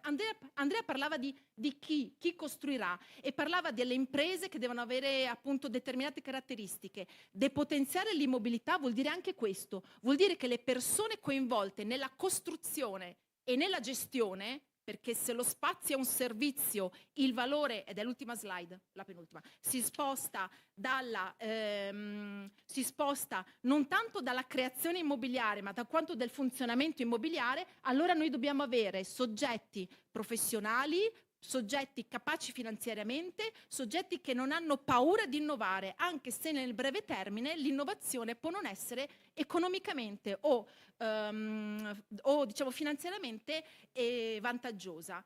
Queste entità inoltre dovranno, già lo fanno, avere un ruolo di maggior connessione e rafforzamento delle relazioni che sono relazioni molteplici, come in qualche modo spero evochino queste slide, cioè le relazioni legate agli usi e alle progettualità degli spazi e delle città costruite non può essere solo connessa al mantenimento, al soddisfacimento degli standard urbanistici. Questo è un grande tema, non è questo l'oggetto di questo convegno, però è un tema. Cosa significa creare performance interessanti dal punto di vista ESG? Avete perfettamente ragione, ESG è una partita squisitamente procedurale, ma secondo me uno dei grandi temi culturali è prendere il dibattito ESG e farlo diventare anche un dibattito tecnico, non solo un dibattito che riguarda di fatto la governance delle aziende. Ultima questione, forse quella nella quale mi trovo più a mio agio, è tutto quello di cui vi ho parlato ha un prezzo da pagare. Perché? Ma il prezzo da pagare è che secondo me ormai tutti noi in qualche misura sappiamo, perché nel momento in cui si dichiara lo zero consumo di suolo, nel momento in cui si dichiara che si scorpora il diritto immobiliare perché ci sono i diritti edificatori, i crediti edilizi, è possibile iniziare a immaginare layer di creazione di valore diverse.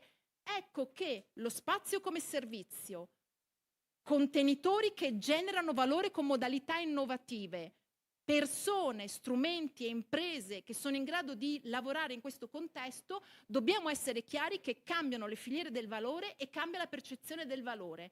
E quindi in una prospettiva io vi pongo all'attenzione queste questioni. Possiamo immaginare che chi costruirà queste entità lavorerà in un mondo dove è riconosciuta meno rendita?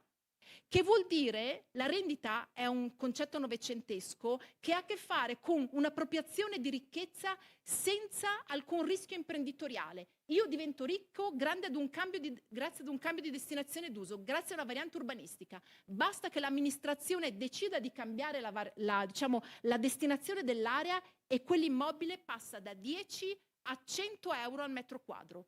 Quello è generazione di valore attraverso rendita, non c'è rischio di impresa. In realtà oggi un po' c'è con le nuove regole, urbanistiche, ma anche questo è un tema che lasciamo a seminari specialistici. Altra questione, se lo spazio diventa un servizio e se dobbiamo metterci vicino tutti i temi di cui ho parlato, è necessario che la generazione del valore si concentri sulla remunerazione corretta del profitto d'impresa, perché chi rischia e chi innova deve essere pagato. Quindi, e quella quota di remunerazione si chiama profitto. Meno rendita, più profitto. Attenzione che questi passaggi non sono affatto semplici, né in ambito urbanistico di generazione di regole urbanistico, né in ambito della relazione tra i soggetti e le filiere coinvolte nell'ambito di processi di rigenerazione urbana. E l'ultimo, che è un altro grande tema a mio avviso, è che bisogna ripensare l'uso e la concezione, la percezione del valore in ambito immobiliare, che significa che il ripensamento riguarderà sia gli utilizzatori, per cui uno spostamento di mercati, uno spostamento importante che io mi auguro, qui in realtà è più un augurio che io faccio come persona, come cittadina di questo paese, quindi uno spostamento verso l'affitto rispetto a un mantenimento così importante della proprietà immobiliare, che vuol dire avere grandi operatori che lavorano e che quindi fanno i grandi operatori immobiliari e con cui voi potete lavorare, grandi operatori, grandi risorse, grandi possibilità e un uso diverso dei capitali. Io vi ringrazio e spero di avervi dato alcuni elementi su cui riflettere. Grazie. Sorella Fagiani. Di spunti ce ne sono tanti. Io nel frattempo sono andata a riprendermi un articolo che avevo letto ieri sera perché Antonella ci faceva ragionare su l'immobile o comunque il dispositivo funzionale a un servizio. Ora c'è questo rapporto Censis del 12 dicembre 2022, quindi veramente recente, che descrive gli italiani come un popolo di proprietari. Il 70% delle famiglie italiane è proprietario della casa in cui vive. Di strada ne dobbiamo fare ancora molta per arrivare lì, ma siamo qui apposta d'altronde. Quello che vi chiedo però è che scenario vi immaginate allora per i prossimi anni? La casa come sarà intesa? Quale sarà il suo ruolo e quale potrebbe essere anche il valore che noi diamo a questa? Da chi? Cominciamo da lei, prego. Ma allora, esatto, io diciamo come Doxa porto un po' il punto di vista del consumatore. E un primo dato che proprio mi viene da dire su quello che stai dicendo, invece fra poco vi mostrerò qualche dato per alimentare. Teoria dovrebbe andare. Sì, abbiamo. Non so, sentite? Benissimo. Se no alzi di più la voce. No. Allora, una prima cosa, pensando al futuro, è proprio questo dato che stavi dicendo. Se immaginiamo che in qualche modo 70, 80, 85, in base alle stime, delle famiglie italiane vivono in una casa di proprietà e più del 20% una seconda casa, questo vuol dire che fra qualche anno, se mediamente facciamo un figlio, una coppia potrebbe avere 2 o 3 case di proprietà.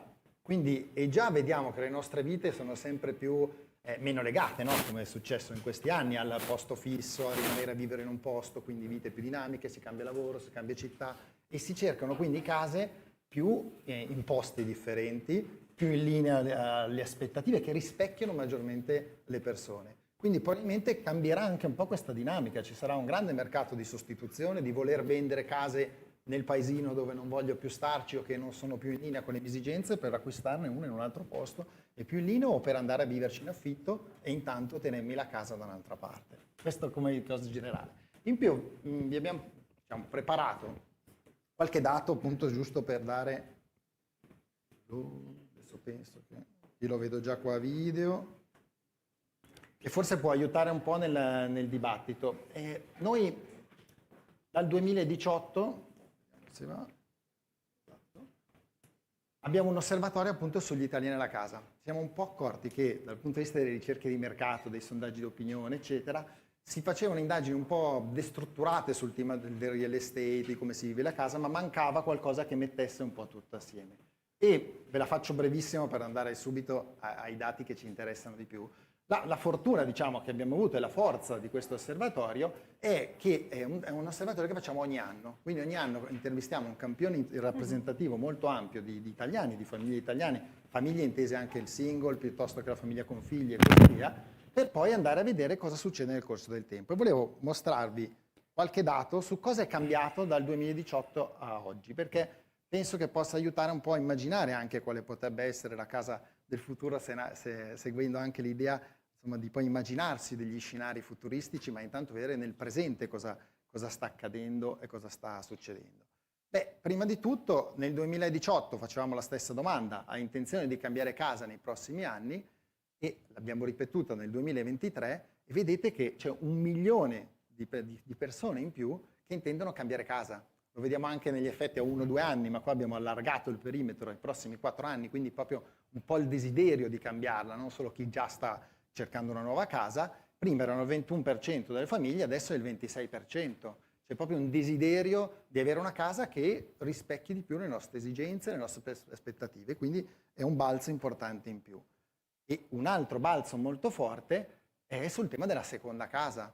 Qui includiamo non solo di proprietà, anche in affitto, una seconda casa per poterci andare. Ovviamente c'è stato un salto nel Covid, come sapete tutti, in quel periodo, però anche qui 1 altro milione di persone in più che vogliono avere, noi a volte la definiamo una seconda prima casa, perché comunque è una casa che vivo più spesso, tramite lo smart working magari ci faccio più weekend, più giorni a settimana, lavoro dalla Sardegna e così via. E quindi anche la seconda casa ha bisogno di ristrutturazioni, ha bisogno tutta una serie di comfort che deve darci. Anzi, la slide precedente, anzi inerente alla slide precedente, lei parlava della ricerca comunque di un'altra casa che rispecchiasse le caratteristiche dell'acquirente, insomma del nuovo proprietario. Quali sono le caratteristiche? Cioè, cosa cercano adesso le persone? Guarda, abbiamo anche la slide per dirlo, ma ve lo racconto anche a voce. I punti forti che ci sono degli elementi che sono importanti da sempre, anche nel 2018 per esempio, quelli che vedete sotto, avere una casa luminosa, avere una casa che è confortevole, forte, però si sono molto rafforzati perché, poi lo vedremo fra poco, passiamo più tempo in casa, in qualche modo la casa è più vissuta per una serie di funzioni, le vediamo fra poco, e quindi cresce il desiderio di starci bene. D'inverno voglio avere caldo, d'estate voglio avere il fresco, quindi anche il bonus e tutto quello che è successo nell'ammodernamento delle case. Si vuole una casa luminosa perché la vivo molto di più anche di giorno, ma si vuole anche, questo lo sappiamo, l'abbiamo visto, il terrazzo perché è stato un po' la valvola di sfogo, ma anche una stanza in più, se posso permettermela, metri quadri più grandi e avere una stanza in più, o se no un layout differente per avere spazi di riorganizzazione, di gestire magari una stanza multifunzione, o comunque cambiano le abitudini all'interno della casa. Perché appunto abbiamo il 68% che passa più tempo facendo anche attività che prima non faceva, e qui qualche numero, ma lo sapete anche voi nella vita che vediamo quotidianamente, nella casa sono entrate tutta una serie di funzioni che prima non facevamo in casa. Quindi ricevo tutti i pacchi. C'era prima la slide che aveva mostrato che diceva nel real estate il 90% c'era shopping, living, working, eccetera. Tutte queste parole possiamo farle in casa adesso. Faccio shopping, c'è l'80% trasversale, non solo i giovani o meno, che appunto ricevono pacchi in casa e comprano direttamente dal divano di casa.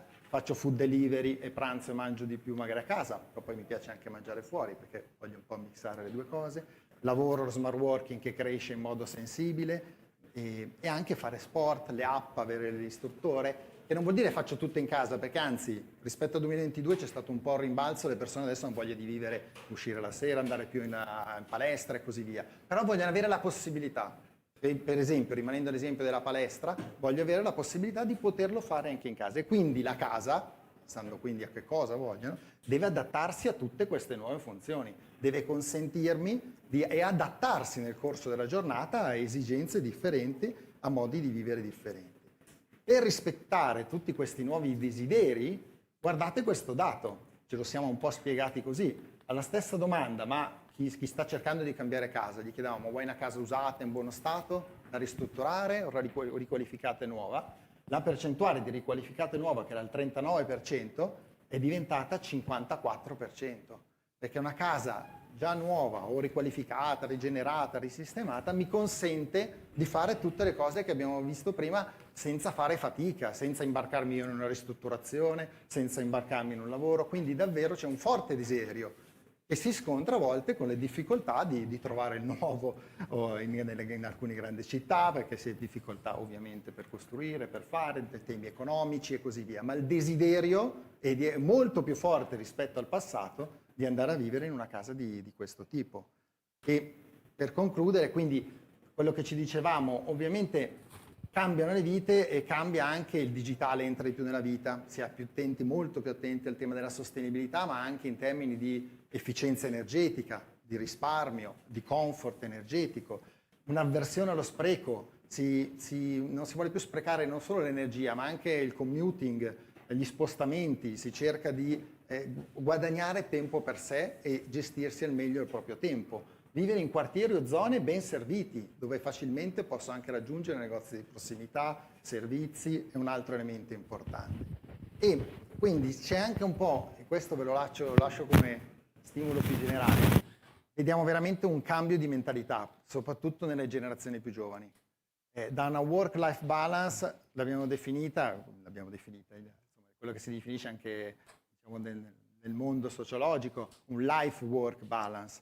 Lo vediamo e lo vedete anche voi, immagino, lo vediamo tanto nel retail, lo vediamo tanto in tutti gli ambiti dove ci sono anche attività dove non è possibile fare smart working, anche la forte difficoltà a trovare persone che dice, il cliente che ho incontrato l'altro giorno, nel centro commerciale ci dicono non troviamo più nessuno che vuole fare i sabati e le domeniche. Dice, ma come, mio fratello fa smart working, lavora 2 giorni in ufficio, gli altri 3 sta a casa, e perché io devo guadagnare così, devo farmi tutte queste cose? Questo è tutto un tema che va sia nell'ottica di reclutamento delle persone per tutta una serie di attività, ma anche nell'ottica di come viviamo la casa, perché se una parte importante delle persone fa smart working o anche 1 o 2 giorni a settimana, cambia tutto il modo di vivere la casa, le relazioni, magari la moglie va tutti i giorni in ufficio e invece il marito sta più a casa, quindi non c'è più la vecchia figura della donna a casa, il maschio che lavora, è cambiato tutto, no? E quindi questo ha impatti su come saranno probabilmente tutte le case del futuro che dovete costruire. Questa era un po' qualche informazione che volevamo... No, che tra l'altro abbiamo Dare. abbiamo parlato della casa, non so se vissuta, cioè l'interno, ma secondo me è importante anche l'esterno. Adesso quello che tante case nuove che trovo, insomma, anche tornando a casa nella mia via, sono tutte squadrate, no? Si è persa un po' quella... È colpa degli architetti. Ecco, io vorrei capire questa cosa qua, no? Si è persa un po', se vogliamo, anche il disegno classico, no? Della casa, che è ancora così anche la mia. Andando verso questa direzione, cioè case sempre più asettiche, possiamo dire, non so se sia corretto, c'è il rischio che si perda anche un po' la personalità, no, che uno dica quella lì è casa mia. Allora, è una domanda interessante questa. Io penso che sicuramente il mondo dell'architettura, degli studi di architettura, sia di fronte un po' a una sfida, perché ampiamente c'è una cultura del progetto che è incentrata sul progetto, ecco, e non necessariamente su altri due step che invece, a mio avviso, sono molto più importanti in realtà, che sono quelli del progetto per costruire e il progetto per abitare nel caso della casa, no? Quindi diciamo che adesso non sono una persona adatta per mettermi lì a fare digressioni sulla storia dell'architettura e la modalità e diciamo le motivazioni per cui siamo arrivati ad avere un'estetica architettonica di un certo tipo, che in realtà forse ha delle punte alte e degli abissi, ecco, in quello che costruiamo, c'è di bello e c'è di brutto. Penso che il tema della personalizzazione comunque, per quello che riguarda la casa, riguardi molto più gli interni della casa, e in realtà lì molto sono le persone stesse che vanno in una direzione di asettico e di un po' spersonalizzazione, se vuoi, no? Mentre invece, tornando diciamo alla domanda precedente che facevi, quindi la cultura italiana della casa e della proprietà della casa, qui avrei forse due cose da dire che peraltro avevo scritto nel mio pizzino, sono un po' low tech oggi, non ho fatto una presentazione, avevo scritto cultura latina della casa, che è un po' quella roba lì, no? Arriviamo là. E cioè, diciamo che facendo un ulteriore passo indietro, oggi sulla residenza e comunque sul mercato immobiliare residenziale siamo di fronte probabilmente a un momento di svolta per il quale abbiamo alcuni campanelli d'allarme e li possiamo andare a vedere ad esempio quello che è successo all'estero e non in posti secondari, ma ad esempio in California. C'è un bellissimo libro di Francesco Costa che consiglio se lo conoscete, che si intitola appunto California, proprio per non sbagliarsi, che racconta tra tante cose quello che è successo nella Bay Area, quindi San Francisco e in realtà anche Los Angeles, in particolar modo San Francisco, e quindi questa impennata di valori immobiliari incontrollabili, no? Che ora della fine fa sì che molte delle persone che abitavano in città si siano spostate, quindi andando di fatto anche a creare un danno economico, se vogliamo, alla California stessa, verso magari il Texas e così. E quello, diciamo, è un risultato di una gentrificazione fortissima che c'è stata, in particolare a San Francisco, e che in qualche modo incominciamo a vedere, o meglio vediamo senza incominciare, ecco, sicuramente a Milano o comunque in alcune grandi città anche europee, e questo è un campanello d'allarme importante per chiederci se stiamo facendo le cose nel modo giusto, perché adesso abbiamo un approccio alla tematica dell'investimento immobiliare, in particolare sul residenziale, che è estremamente tarato su delle categorie verticali, no? Quindi l'RSA, la residenza per senior living, come viene chiamato, lo student housing, sono naturalmente tutti in inglese queste modalità di definirli, e probabilmente in questo perdiamo un pochino un concetto invece di mix sociale che c'era fondamentalmente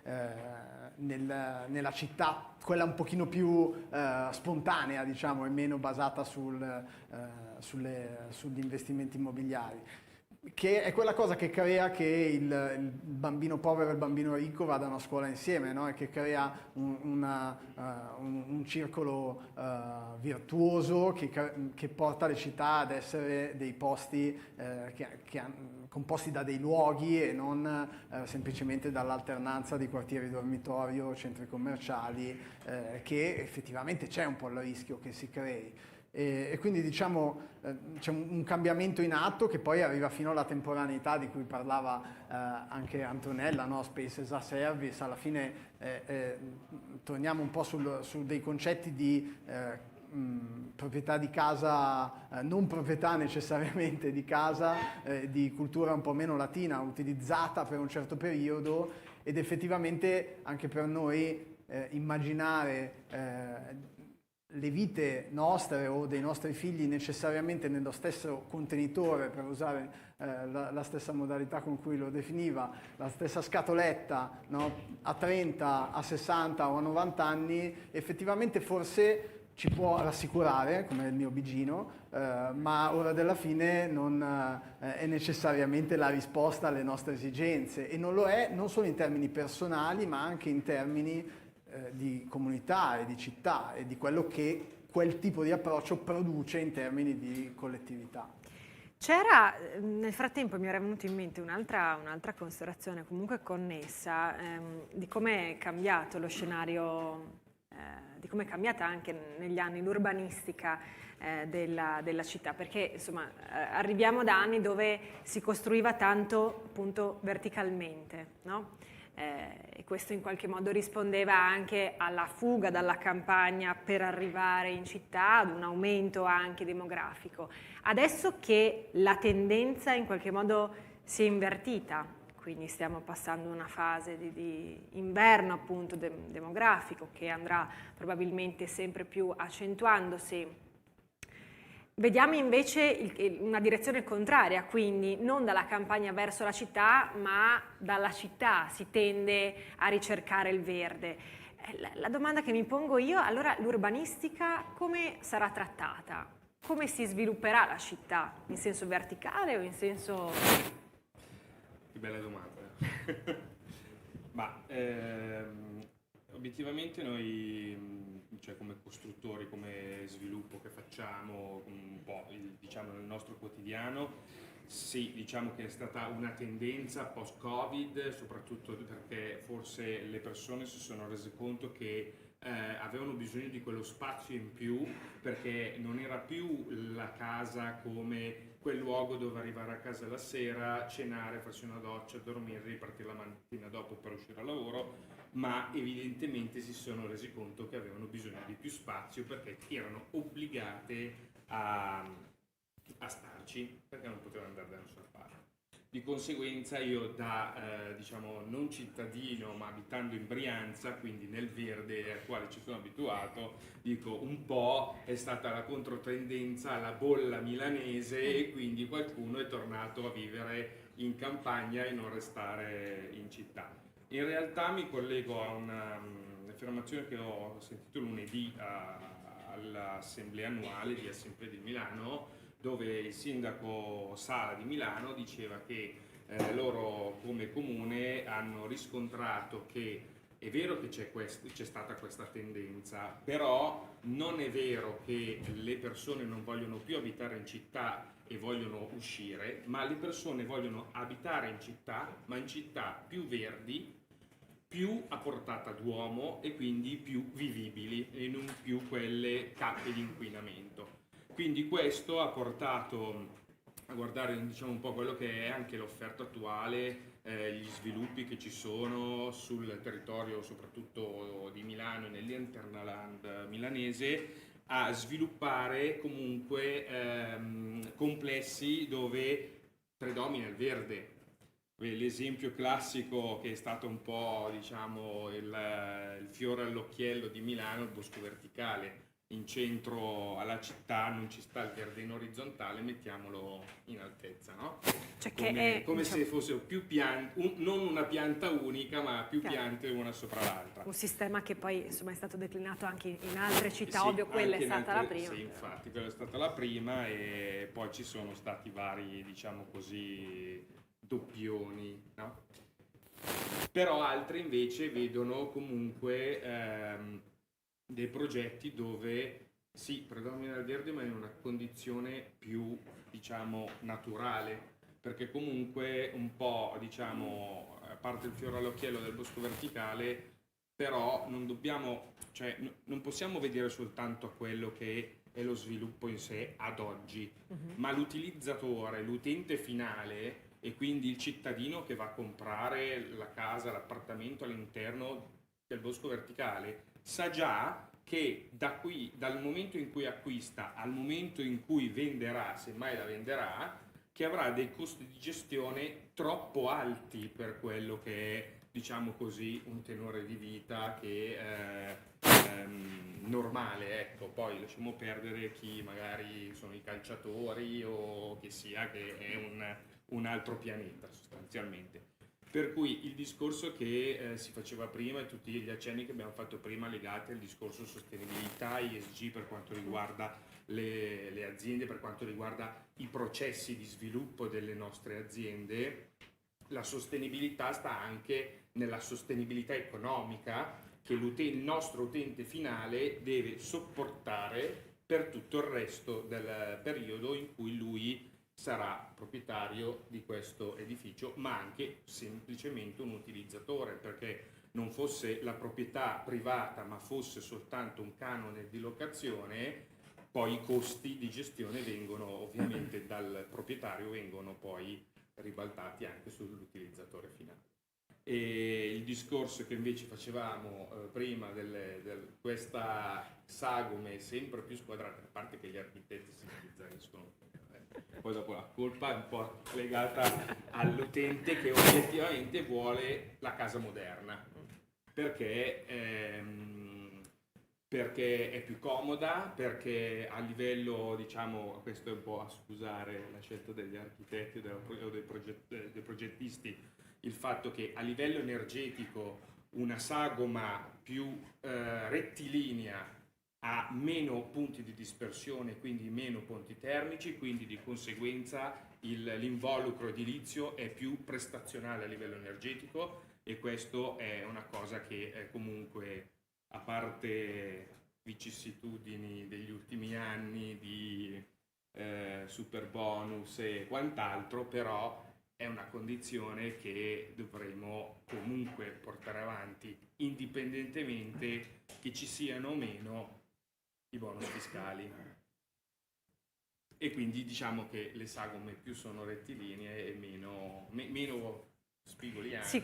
meno disperdono. Quello dei bonus francamente è un tema che non andrei ad aprire, non solo No, per questioni infatti, di perché ne tempo, parliamo ecco. già fin troppo. Appunto. E per quanto riguarda, dicevo, il discorso del Casa Moderna, le faccio un esempio che ho visto nei giorni scorsi, un'operazione fatta da un nostro, cioè un appalto di un nostro associato a Milano, che sta sviluppando un'area dove ci saranno appartamenti residenziali completamente moderni. È un progetto che si chiama City Pop e lo sviluppatore prevede di sviluppare 15.000 appartamenti nei prossimi 5 anni nelle maggiori città europee, completamente moderni. Quindi vuol dire che quella è la casa che vuole la gente di oggi, che sia una casa moderna, che sia connessa e che sia in grado di poter fare tutto comodamente da casa senza neanche uscire, e quindi mangiare, comprare, fare attività sportive e tutto quello che è un po' la vita che è di tutti i giorni. Faccio l'ultima domanda perché i tempi mi dicono che devono essere molto rispettati. Siamo certi.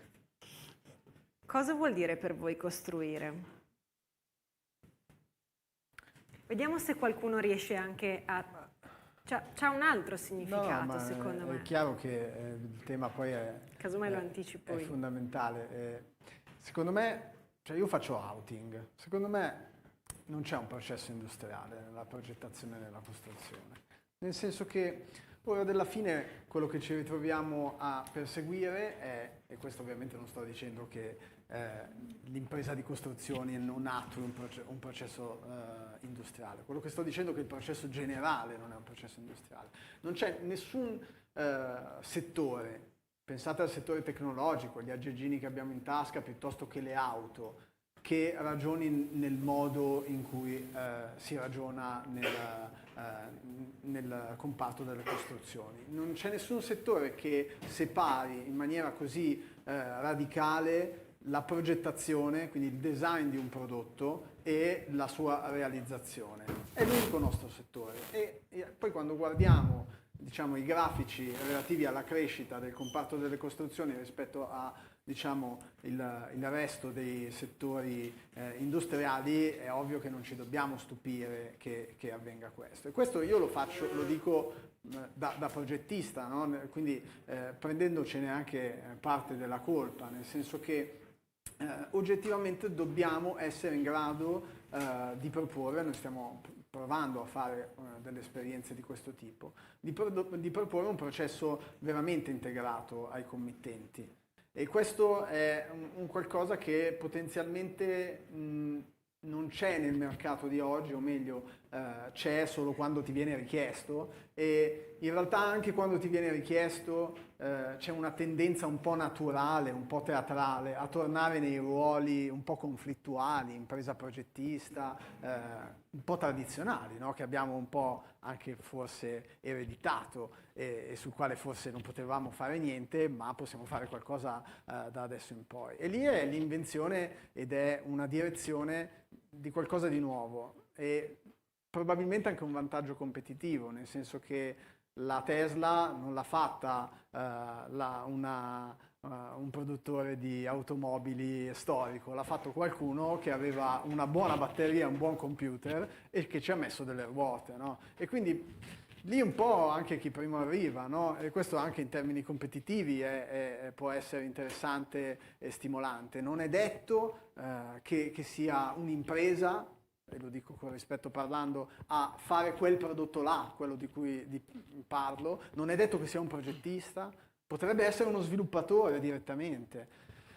Tutto il tema citato sull'intelligenza artificiale insomma, potrebbe aprirci delle tematiche anche un po' lanciate lunghe, no? Avevo pensato di iniziare dicendo chi costruirà cosa? Beh, intelligenza artificiale costruirà dei data center per sopravvivere, no?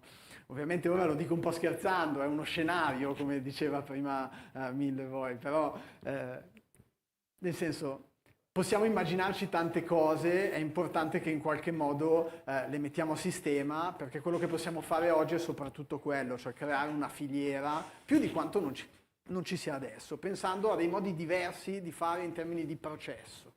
Vado un po' più nello specifico però. Costruire significa necessariamente partire dal nuovo o, come dire, in questa azione, in questo verbo ci può essere anche spazio per il recupero dell'esistente? Rigenerare.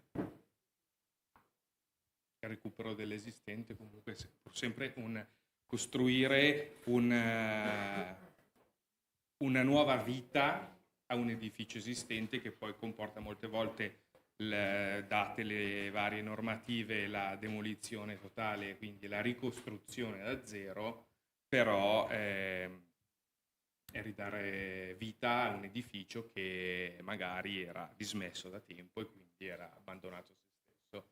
Oltre che, secondo me, costruire significa realizzare i sogni e le desiderate di un cliente. Perché lì dobbiamo comunque andare, no? Penso che... Cosa ne pensa lei? Costruire, che significato diamo? Allora, io ovviamente parlo da profano, diciamo, dal punto di vista tecnico. Quello che di sicuro abbiamo visto anche in questi anni come evoluzione e anche nei grandi sviluppi che si stanno avendo, diciamo, nel nuovo, vanno proprio nella direzione, come appunto diceva prima, di case confortevoli per le persone, fondamentalmente. Cioè, sia un'attenzione più forte a tutto quello che è comfort, avere il terrazzo piuttosto che lo spazio verde. Poi naturalmente c'è un tema economico, di sostenibilità economica, dei prezzi, di Milano che per certi versi è attrattiva. Noi abbiamo fatto un'indagine, adesso attaccandoci a quello che dicevate poco fa, l'anno scorso su Milano, su anche i giovani se volevano rimanere a Milano e volevano rimanere a Milano. La gente vuole venire a Milano è ancora fortemente attrattiva. Sì. Il problema è riuscire a avere lo stipendio o la casa o il modo di sostenere affitti e prezzi arrivati a... E quindi, infatti io sono tornata a casa. Esatto, e questo però rischia di essere, in questo la sostenibilità, come dicevamo prima, ma rischia anche di essere un tema legato a... noi facciamo, ovviamente raccogliamo i desideri delle persone. Nei desideri delle persone si vogliono una casa più smart, però che è anche efficiente energetica, che sia nuova, riqualificata. Vedete, 15% in più che vuole quelle case lì, perché hanno capito che è il desiderio. Ma se queste case nuove hanno un gap di prezzo molto più alto rispetto a altre case, si genererà anche una frustrazione nel dover vivere una casa che non è quella che vorrei, o non poter vivere dove voglio, perché c'è troppa distanza, diciamo, rispetto alle aspettative. Quindi questo è un interrogativo che lancio anche a voi in questo senso sulla direzione. È interessante il tema dei costi, nel senso che ogni tanto noi abbiamo l'impressione, lo dico in termini estremi, ma capite la provocazione, che non ci sia veramente tanto differenza tra quando progettiamo un edificio top o un edificio entry level, no? Cioè diciamo che nella residenza ci sembra che siamo attestati su un 2.300 euro al metro quadro come unico tipo di interpretazione del costo della casa e basta. E difficilmente c'è la possibilità di fare dei ragionamenti sulla riduzione di quel costo intelligente, cioè su eventuali sistemi costruttivi diversi. Penso ad esempio ai sistemi costruttivi a secco, alla prefabbricazione, che non vale solo per il nuovo. Questo è un luogo comune che è fondamentalmente sbagliato, nel senso che magari non vale per tutto l'esistente. È chiaro che da una sala come questa non possiamo non dirlo, è ovvio, non vale per tutto l'esistente, però abbiamo tanto esistente nelle nostre periferie e non solo, tanta edilizia degli anni 60, 70, 80 che era prefabbricata allora e può essere rimodernata prefabbricata adesso perché è modulare, lo era già. E quindi ci sono delle occasioni in questo e i ragionamenti vanno fatti con apertura mentale, no? senza preconcetti, provando a ragionare insieme sui concetti del costo di costruzione, perché sono temi importanti che tornano a quelle persone là che la casa ce l'hanno bisogno, che hanno bisogno magari di un affordable house, un house che costi anche poco. Qui stiamo entrando sul tema del come. Però a questo punto lascerei spazio proprio anche all'ospite che ce ne parlerà. Io vi ringrazio. Grazie mille. Grazie. Grazie.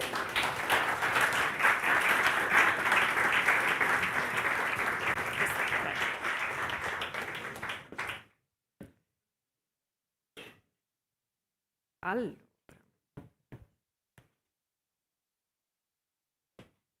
Ce l'abbiamo fatta.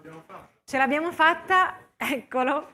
L'ospite di oggi, Francesco Mazza, referente europeo della MOG. No, non ce l'hai, non ti hanno microfonato, pardon. È un giro di microfoni oggi che, dicevo, referente europeo di questa multinazionale MOG, leader nel settore, insomma, dell'automazione. Poi ci spiegherai bene tu. Vi do un'idea. Sì, io sapevo di essere alla fine di questo evento e quindi già tante persone parlavano di chi e cosa e quindi mi sono domandato come si costruirà nel futuro, che forse non è neanche un futuro tanto remoto, secondo me è un futuro che si sta già materializzando adesso. In generale io mi occupo di digitalizzazione, automazione e veicoli autonomi per il settore costruzione. E in parallelo anche c'è un'enorme richiesta di veicoli elettrici o comunque zero emission per il settore costruzione. Vi do un minimo di background per capire anche chi sono i nuovi player che iniziano ad operare nel settore costruzione. L'azienda per cui lavoro è un'azienda multinazionale, 14.000 dipendenti, di base a Buffalo, New York. Operiamo in 25 paesi, tra cui 3 stabilimenti produttivi in Italia e se guardate un po' le foto non c'è una foto di macchinari delle costruzioni. non nel nostro core business almeno. Ci occupiamo di aerei, di mandare satelliti nello spazio, veicoli lunari, oil and gas, automazione industriale, però costruzione è un qualcosa di relativamente nuovo. Negli ultimi 4-5 anni abbiamo sviluppato questa business unit. Qual è il minimo comune denominatore di tutti questi settori? È la necessità di muovere cose ad alta precisione e con alta performance, come l'automazione. Probabilmente non conoscete il nome dell'azienda, però in realtà se vi è capitato di prendere un aereo durante le vostre vacanze estive, avete utilizzato i sistemi della MOG, perché praticamente noi, per tutti diciamo, gli aeromobili, il controller dell'aereo e tutti i sistemi di movimento, di ali, coda, sono sviluppati hardware e software dalla nostra azienda. Però, di nuovo, che cosa ci fa un'azienda che si occupa di aerei, di aerospazio, a parlare del settore delle costruzioni? Il fatto è che 5-6 anni fa, quando abbiamo creato questa nuova business unit, notavamo che il vostro settore è in una trasformazione radicale e permanente, a mio avviso. 4 i macro trend che interessano il settore costruzioni. Uno, se volete, è un filino più globale, non riguarda soltanto il settore, ed è la richiesta di sostenibilità. Richiesta di sostenibilità, forse specificamente in questo caso ambientale, le zero emissioni. Le altre 3 sono proprie del settore. Una richiesta di maggiore sicurezza, quello che, come le chiamate, morti bianche, incidenti sul lavoro, che poi influiscono anche sulla vostra produttività, una mancanza di lavoro qualificato. Io parlo con Strabag, probabilmente conoscete Strabag, un grande player delle costruzioni europee, tedesco, hanno 55.000 opening, posizioni aperte all'anno per posizioni di cantiere. Non riescono a trovare 55.000 operai. E poi l'età media, ancora peggio, l'età media di cantiere, come voi ben sapete, è 50-55 anni, quindi nel futuro il problema sarà ancora maggiore. E poi la produttività, la produttività che negli ultimi 20 anni non è cresciuta nel settore costruzioni rispetto alla produttività degli altri settori industriali, rispetto alla manifattura. Perché nuove tecnologie che sono state prese di mano da altri settori, immagino la produzione industriale, non sono ancora arrivate ad essere utilizzate dai costruttori. Mancanza di produttività significa minore marginalità, minore redditività per gli operatori del settore rispetto a 20 anni fa. Quali sono le soluzioni? Cosa già sta arrivando? Stanno arrivando certamente i macchinari, chiamiamoli zero emission, che nel rispetto diciamo, dell'ambiente, per una risposta della richiesta di sostenibilità. Ma poi c'è il cantiere connesso, dove è il digital insight del cantiere connesso. Cosa significa? Utilizzare i dati per aumentare la produttività del cantiere. E in ultimo, ma non da ultimo, l'automazione, dove per automazione intendo task execution, esecuzione di job sul cantiere, automazione e veicoli autonomi, macchinari autonomi. Quindi la robotizzazione del cantiere.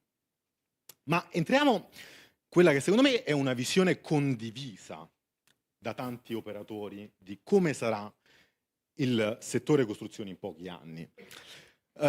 Soffermiamoci sul rendering qua in mezzo.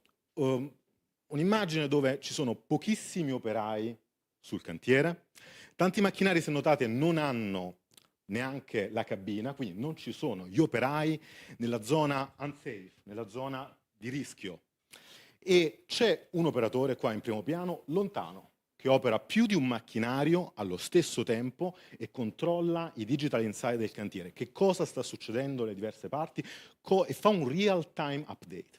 Quindi fase numero 1, soffermiamoci, la mappatura in 3D del cantiere. Questo non è il domani, questo è l'oggi. In alcuni paesi in Europa già è necessario utilizzare l'infrabeam. Se avete guardato in Finlandia, già è obbligatorio, i contractor e i subcontractor devono mandare le informazioni dei progetti attraverso il BIM, tutta la progettazione deve essere in BIM. se vogliono vincere la gara di appalto. Quindi non è domani, è oggi in alcuni paesi, e poi queste regole arriveranno anche in Italia prima o poi.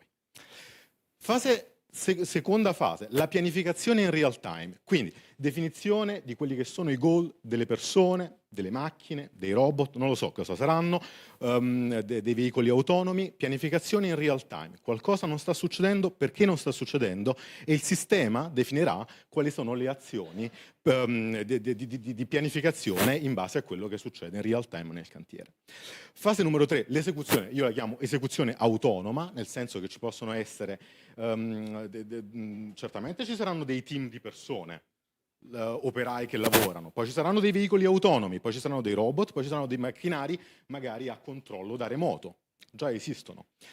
E la cosa più importante, a chiudere il loop, la sincronizzazione col gemello digitale, il digital twin, che quindi in real time, ora per ora, giorno per giorno, darà a voi costruttori il confronto tra il costruito e il pianificato, e opererà con delle azioni correttive nel caso siano necessarie. Per giunta, il gemello digitale servirà anche a creare dei dati storici per pianificare meglio durante il prossimo lavoro. E per giunta il gemello digitale non è soltanto da considerare all'interno nella fase di esecuzione lavori. Certamente sarà utilizzato anche nella fase precedente di progettazione, ma potrà essere utilizzato anche nella fase successiva di operazione dell'edificio, dell'infrastruttura. E quindi mi collego a quello che Antonella diceva, lei parlava di spazi as a service. A me poi piace molto la parte business, alla fine io di fondo sono un business mentality. Chi farà soldi su quella gestione degli spazi? Probabilmente questa è una possibile revenue stream per i costruttori, che non solo si occuperanno della costruzione, ma anche dell'operatività dell'edificio, dell'infrastruttura e dell'eventuale smantellamento. È un'opportunità per i costruttori, non è solo per loro. Questo può essere un futuro, non è necessariamente l'unico praticamente. Io avevo pensato di portarvi un paio di aggeggini che generalmente piacciono. Questi sono dei prototipi di veicoli autonomi fatti da produttori di macchinari che conoscete tutti quanti, Volvo, Dosan, Bomag. Questi sono foto fatte a Conexpo a Las Vegas lo scorso marzo, ma più o meno tutti i produttori più o meno fanno di questi tipi di prototipi. Questo devo dire sono prototipi, sono io li chiamerei più che prototipi mock-up, rendering. Sono importanti perché ci danno l'idea di dov'è la direzione. Ma in parallelo a questi che sono mock-up, esistono altre cose, altri veicoli autonomi che davvero sono già in funzione. E sono tanti i player che ci lavorano. Io adesso vi mostro quelli su cui lavora il mio team, ma certamente ci sono anche altri. Il mio team si occupa fondamentalmente di due segmenti del settore costruzioni per veicoli autonomi. Uno è il mining, le miniere, ovviamente perché è un segmento enorme, perché è un ambiente ristretto e quindi il veicolo autonomo è più facile da controllare. Però io ho pensato che quello fosse un pochino forse lontano dalla realtà italiana, quindi mi sono soffermato su quello che facciamo in termini di solar automation. Su questo computer questo video oggi non va, ma poi magari le slide vi arriveranno. Solar automation, una nicchia di mercato. Come ci siamo arrivati noi a lavorarci? Per caso. Perché un grande IPC americano ci ha contattato, ma 2018, chiedendo se noi avevamo dei robot perché lui non aveva operai per montare i pannelli solari. E noi abbiamo detto, no, noi facciamo collaborazione con ITH di Zurigo, con l'Istituto Italiano di Tecnologia di Genova, avevamo dei quadrupedi robotici, ma non è che ci fidavamo che potessero andare in cantiere. Abbiamo riguardato un po' il processo e alla fine abbiamo sviluppato, partendo da una pala meccanica esistente, un box autonomo che potete vedere, dove c'è fondamentalmente i controller, il radar, le fotocamere, e permette al veicolo di muoversi autonomamente e di eseguire dei task. Quindi in quel video dove vedete c'è la navigazione autonoma, object detection e navigazione autonoma. In quest'altro che sfortunatamente non vedete c'è il task execution. Però il principio è lo stesso. Quindi l'adozione di questi veicoli autonomi sta avvenendo, perché questi sono già in vendita, questi non sono prototipi, sta avvenendo ovviamente negli Stati Uniti, perché gli Stati Uniti sono un pochino più rapidi ad accettare i veicoli autonomi. Sono anche forse, hanno un concetto di sicurezza magari un pochino diverso anche, perché come vedete il macchinario gira attraverso gli operai. Ma al di là che sono già, diciamo, esistenti, portano, diciamo, un valore aggiunto, perché la cosa fondamentale è questa: veicoli autonomi devono avere un valore aggiunto. Il valore aggiunto in questo caso era che praticamente non riuscivano a trovare operai e con questo particolare processo, utilizzando questi veicoli autonomi, l'azienda riesce a installa anche più velocemente e appunto con meno labor necessario. È questa la macchina del futuro? Assolutamente no. Anche questa macchina verrà superata. Questa è un retrofit di un veicolo esistente. Vi potete già immaginare che tra 4-5 anni questa macchina probabilmente sarà completamente diversa, non ci sarà la cabina, magari ci sarà un braccio meccanico per installazione dei pannelli. Certo. In mente una cosa, cioè tutto questo, dicevi, non sono solo prototipi, ma proprio modelli già in vendita, giusto? Non è che sembrano destinati a grandi costruttori, cioè mi metto nei panni di una piccola e media impresa. È una spesa sostenibile per loro? Questo apre una domanda importantissima, che è il chi costruirà. Potrebbero essere delle distruzioni enormi, non è detto che è un'enorme opportunità, ma è anche un rischio. Non è che prendi un veicolo autonomo e lo compri e lo utilizzi. Ci vuole una digitalizzazione del cantiere in atto prima di far muovere qualcosa autonomamente. Quindi è un'opportunità, bisogna essere preparati per far sì che tra 5-10 anni si abbia la soluzione se c'è un problema nel termine della costruzione. Però ci torno comunque tra un paio di slide. Vado abbastanza rapido qui. Porto l'esempio di altri paesi europei. In parallelo all'automazione c'è il concetto di zero emissioni. Anche questa potrebbe sembrare una provocazione, perché però se guardiamo a 10 anni fa, molti pochi di noi credevano che la Tesla avrebbe fatto il boom e avrebbe fatto da competitor alla Mercedes. Oggi, non lontano dall'Italia, in Norvegia, in Olanda, dove io vivo, nei paesi nordici, c'è già richiesta di veicoli elettrici. I vostri colleghi olandesi in tante città d'Olanda non possono vincere le gare di appalto se non hanno i veicoli elettrici in cantiere.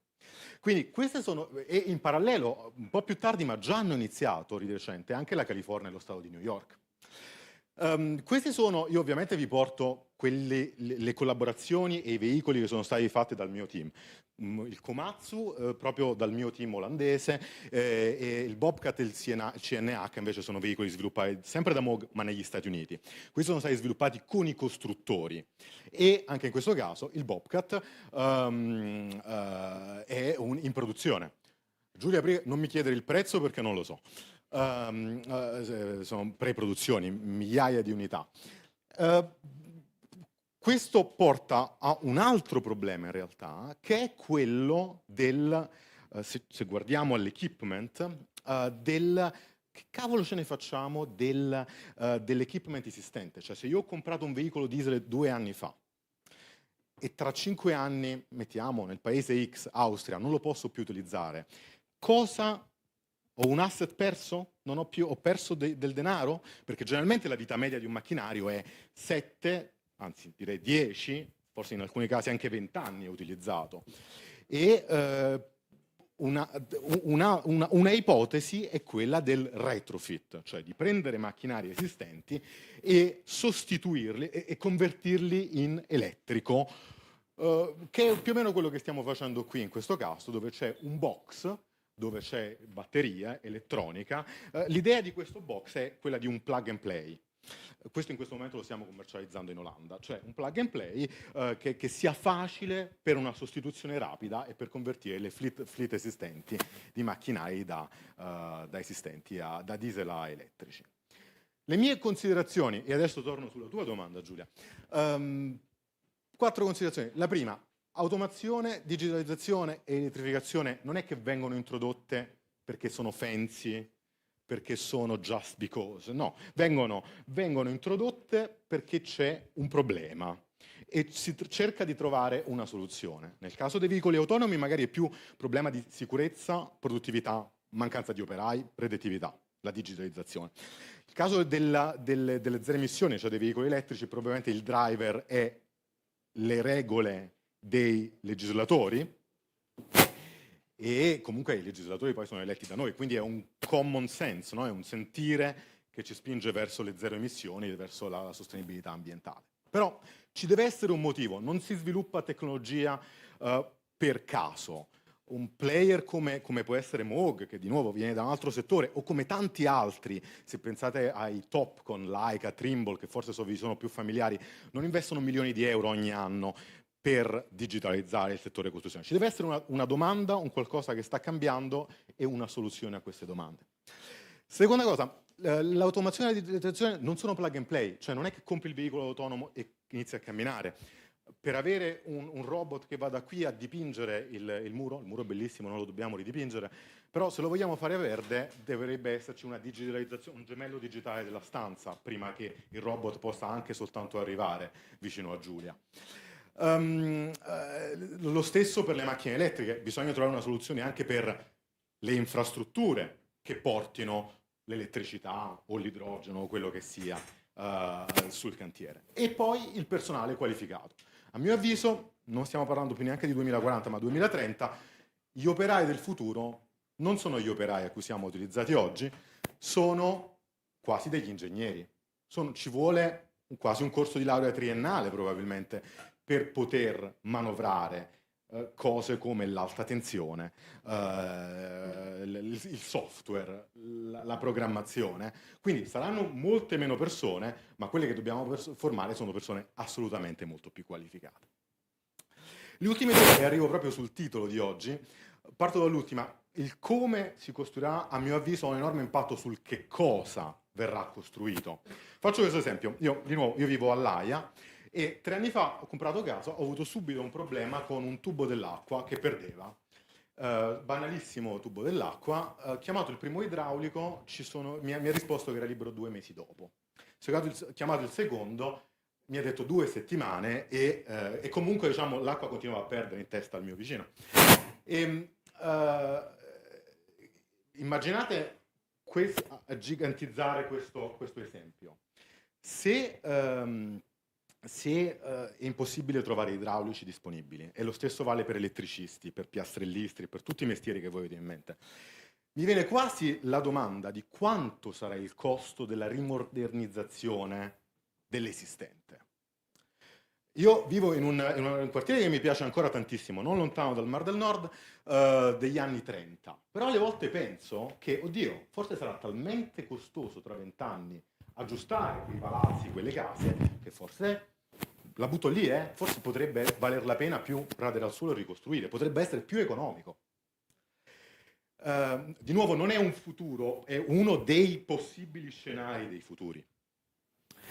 E quindi secondo me il come avrà un impatto sulle scelte di che cosa vogliamo costruire, rimodernare o cosa non vogliamo rimodernare. Di nuovo, non stiamo parlando della Torre di Pisa, non di Piazza San Marco a Venezia. E l'ultima, il come, secondo me ha un impatto su chi costruirà. Cioè, se vogliamo costruire, io immagino di essere un costruttore di case, di edifici, e devo avere accesso ai big data, devo sapere utilizzare i big data, perché prima cosa devo averne accesso e poi dopo devo saperli utilizzare, perché se voglio rimanere competitivo devo avere una certa produttività. Questa produttività probabilmente può arrivare su grandi numeri soltanto avendo una digitalizzazione del job site. Quindi ci potrebbero essere, mi viene il dubbio che ci potrebbero essere degli altri player che oggi non costruiscono case o non costruiscono infrastrutture che potrebbero allargare la loro posizione all'interno della supply chain delle costruzioni. Quindi, così come prima dicevo, forse i costruttori di oggi potrebbero divenire non soltanto costruttori, ma anche operare nella manutenzione, nelle operations dell'esistente e poi gestire l'as a service degli spazi, forse allo stesso modo non sono gli unici candidati, forse ci sono altre aziende che si stanno occupando di possedere i dati, immagino di nuovo ho menzionato Hexagon, Trimble e Topcon, posso immaginare anche i produttori di macchinari potrebbero avere a un certo punto essere in posizione tale che i loro veicoli, i loro equipment saranno talmente costosi per voi, perché talmente advanced technology sarebbe su quello che potrebbe essere conveniente a loro un modello di business completamente diverso dal vendere il macchinario. Sono delle provocazioni, poi dopo si dovrebbe aprire un dibattito. E quindi, come dicevo, sì, c'è un investimento enorme su tutte queste tecnologie che potrebbe accostare X volte quelle che sono le tecnologie attuali che vediamo sul cantiere. Quindi chiudo proprio così con questa immagine della Siemens che davvero mi piace tanto sull'ecosistema, che poi è un pochino anche il motivo per cui ho accettato l'invito di venire qua, perché io credo nell'ecosistema, nel più player che hanno conoscenze completamente diverse. I costruttori sanno come costruire, altre compagnie come quella per cui lavoro sono più dei technology provider, altri sono produttori di macchinari. Bisogna cercare di immaginare dove si vuole essere tra 20 anni e cercare da oggi a creare questo ecosistema, di capire qual è il ruolo di ciascuno di noi e come si può collaborare. Grazie.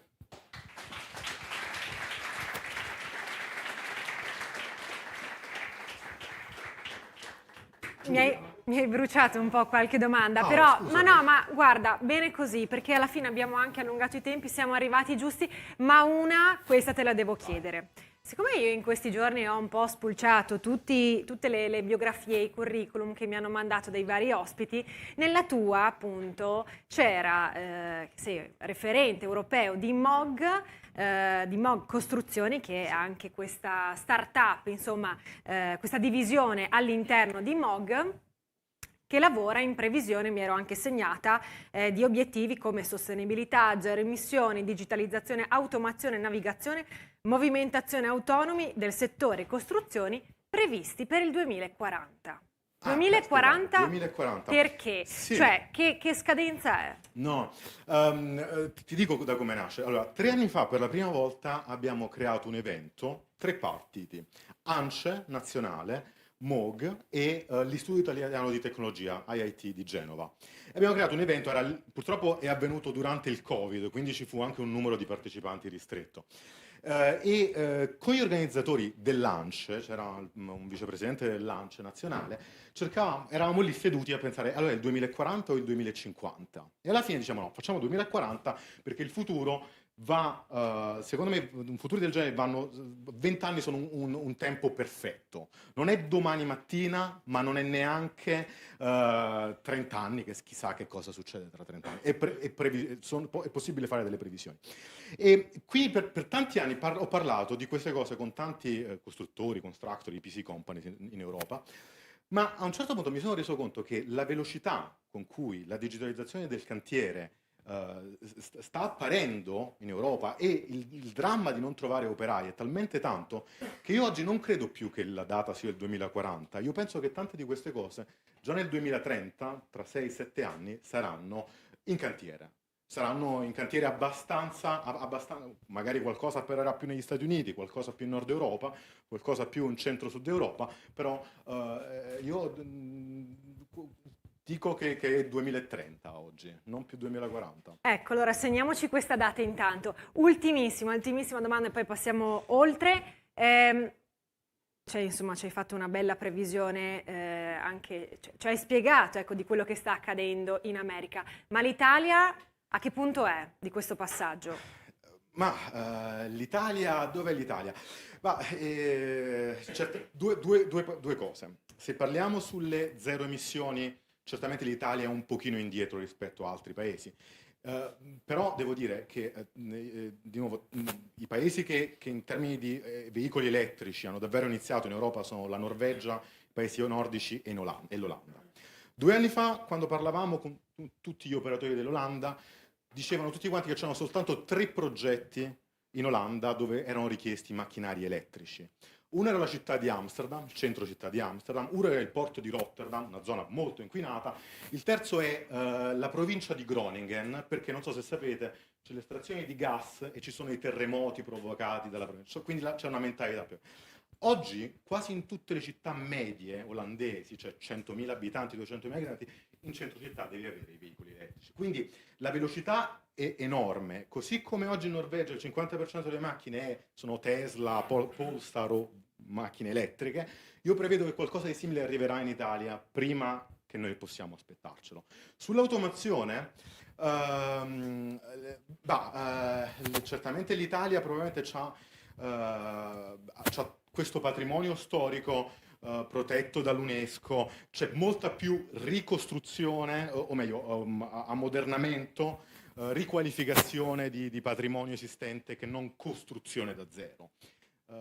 In Germania, in Olanda, stanno costruendo anche città da zero, enormi quartieri da 100-200 mila abitanti. Quindi lì è più facile utilizzare l'automazione dei processi. Sul rimodernamento ci vorrà certamente più tempo, non so neanche quanto verrebbe a costare una cosa del genere. Di sicuro il problema rimane però, il problema di chi costruirà, chi sono le persone che eseguiranno i task perché gli operai vanno in pensione, rimane e va trovata una soluzione. E questo sarà il prossimo interrogativo magari di un altro convegno. Grazie ancora a Francesco Mazza.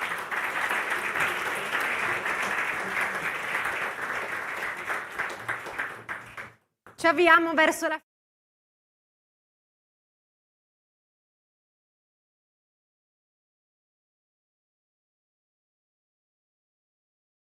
bellissima giornata ricca di temi interessantissimi.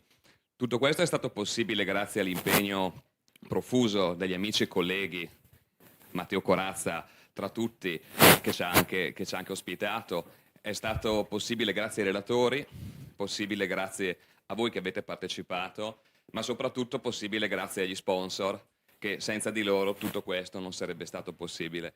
Io vorrei ringraziarli uno per uno dopo questo caloroso ringraziamento: Faresim Formwork, CQO Pisoa, IMEC Nicoletti, Gruppo Game, GEP Intech, ISO System, PPG Sigma Coatin, Cobeton e Rotoblas. Veramente grazie di cuore per tutto quello che avete reso possibile. Grazie. Oggi abbiamo parlato di chi costruirà e come si costruirà. Abbiamo sentito pareri diversi, pareri interessanti, ma tutti avevano in comune una cosa: la sostenibilità, che è un tema da anni caro a noi del gruppo Giovani di ANCE. E quindi proprio per fare il nostro passo e fare tutto quello che c'è possibile, come l'anno scorso abbiamo deciso di certificare questo convegno con la certificazione Green Lens. Quindi chiamo Christian Dafuso, nostro amico e collega, che ci ha... Eccolo qua. Ovviamente dice 2 parole anche lui. Grazie.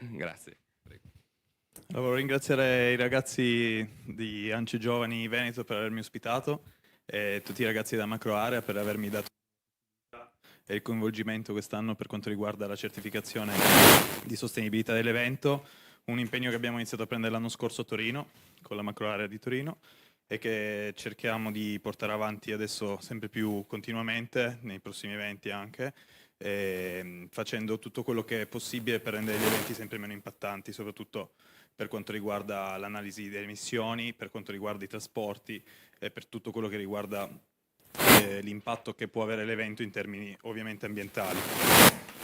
Vi verrà inviato alla fine dell'evento un...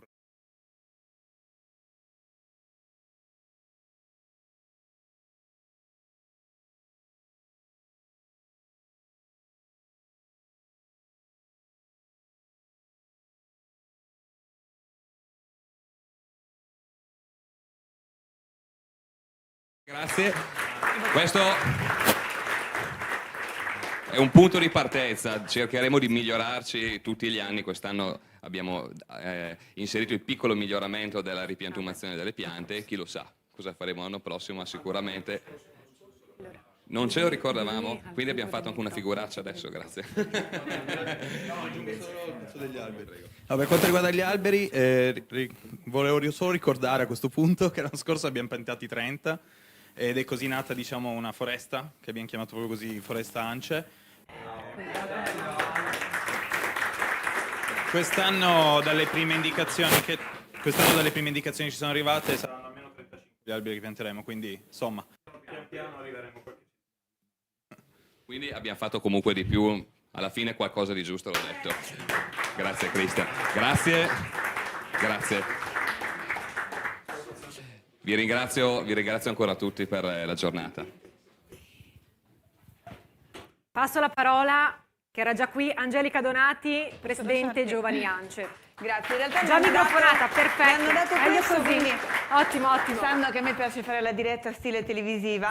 Allora, per fortuna le conclusioni non toccano a me, ma toccano a Caterina, quindi a te l'onore e l'onere di fare una sintesi di questa giornata, perché se ci provassi io staremo qui mezz'ora e sono le 5:30 e non vi voglio fare questo.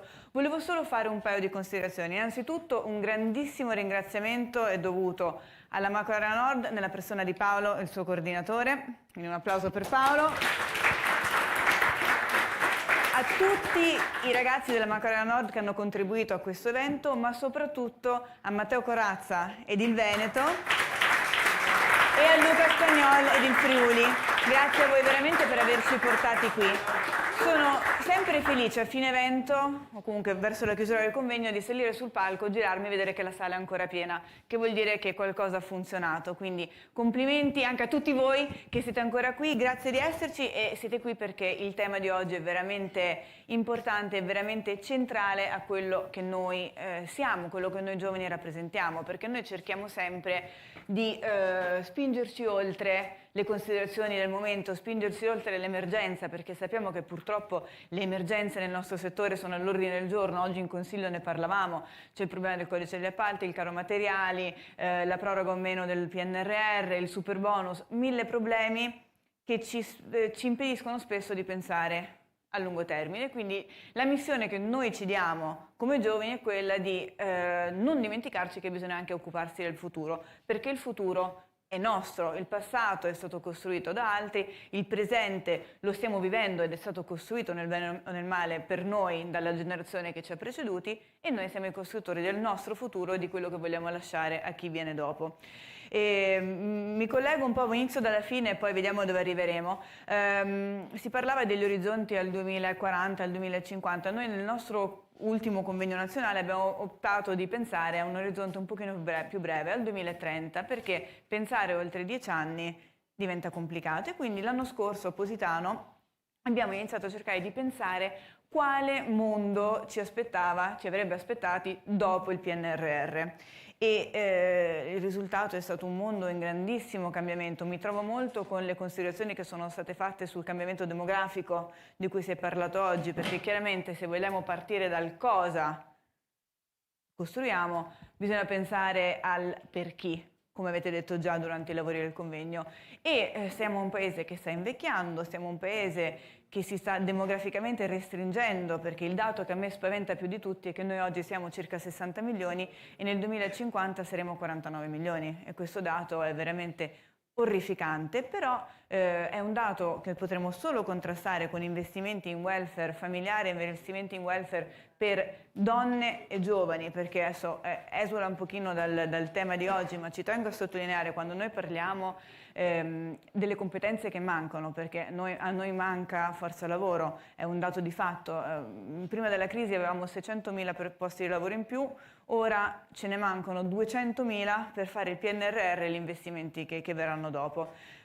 Ma i giovani non è che non ci sono giovani che vogliono lavorare nel nostro settore. Noi come ANCE Giovani stiamo lavorando molto, stiamo spingendo molto per colmare questo gap, perché c'è un dato che io dico spesso, ma lo ripeto perché ogni volta mi fa rabbrividire, che in Italia ci sono 3 milioni di NEET, ragazzi che non studiano e non lavorano, e quindi chiaramente si parlava prima, professore, delle università, ma le università sono l'ultimo anello della catena. Secondo me c'è qualcosa che non va nelle scuole. Noi stiamo cercando come ANCE Giovani di portare un cambiamento positivo nell'ambito scolastico per aiutare i ragazzi a costruirsi un futuro migliore, perché noi riteniamo fermamente, come diceva Andrea, che il nostro settore è un settore di grandissimo valore, un settore che se continuiamo a puntare sulle imprese che rappresentiamo noi come ANCE, che sono le imprese virtuose, le imprese che spendono informazione, le imprese che spendono in sicurezza, non solo diamo un grande valore aggiunto alla comunità, ma diamo un grandissimo valore aggiunto alla nostra forza lavoro, perché è una forza lavoro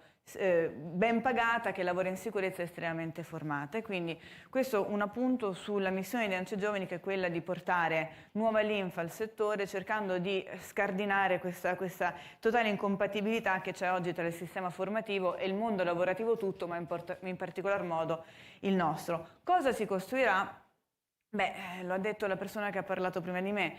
L'Italia è un paese molto particolare, l'Italia è un paese vecchio in tutta la sua bellezza, e quindi probabilmente quello che noi faremo è rigenerare. Rigeneremo, ma non rigeneremo solo gli edifici, perché parlare di rigenerazione solo della casa è riduttivo. Noi dobbiamo rigenerare il nostro spazio costruito nella sua totalità, perché dobbiamo pensare a un'integrazione urbana, un'integrazione in realtà nazionale, perché il paese lo viviamo completamente, non viviamo solo le singole città, che sia a misura di chi l'abiterà, che è una popolazione che sarà più vecchia, con unità familiari molto più piccole, che perderà, purtroppo, ma già sta perdendo, se non già perduta in gran parte, quella struttura sociale che un tempo era la forza del paese, perché noi avevamo delle famiglie grandi, molto coese, che permettevano questa gestione stile villaggio, no? Che i bambini venivano cresciuti dalla collettività. Adesso siamo sempre di meno, anche perché siamo sempre più soli, e quindi bisogna pensare ad un futuro che permetta di colmare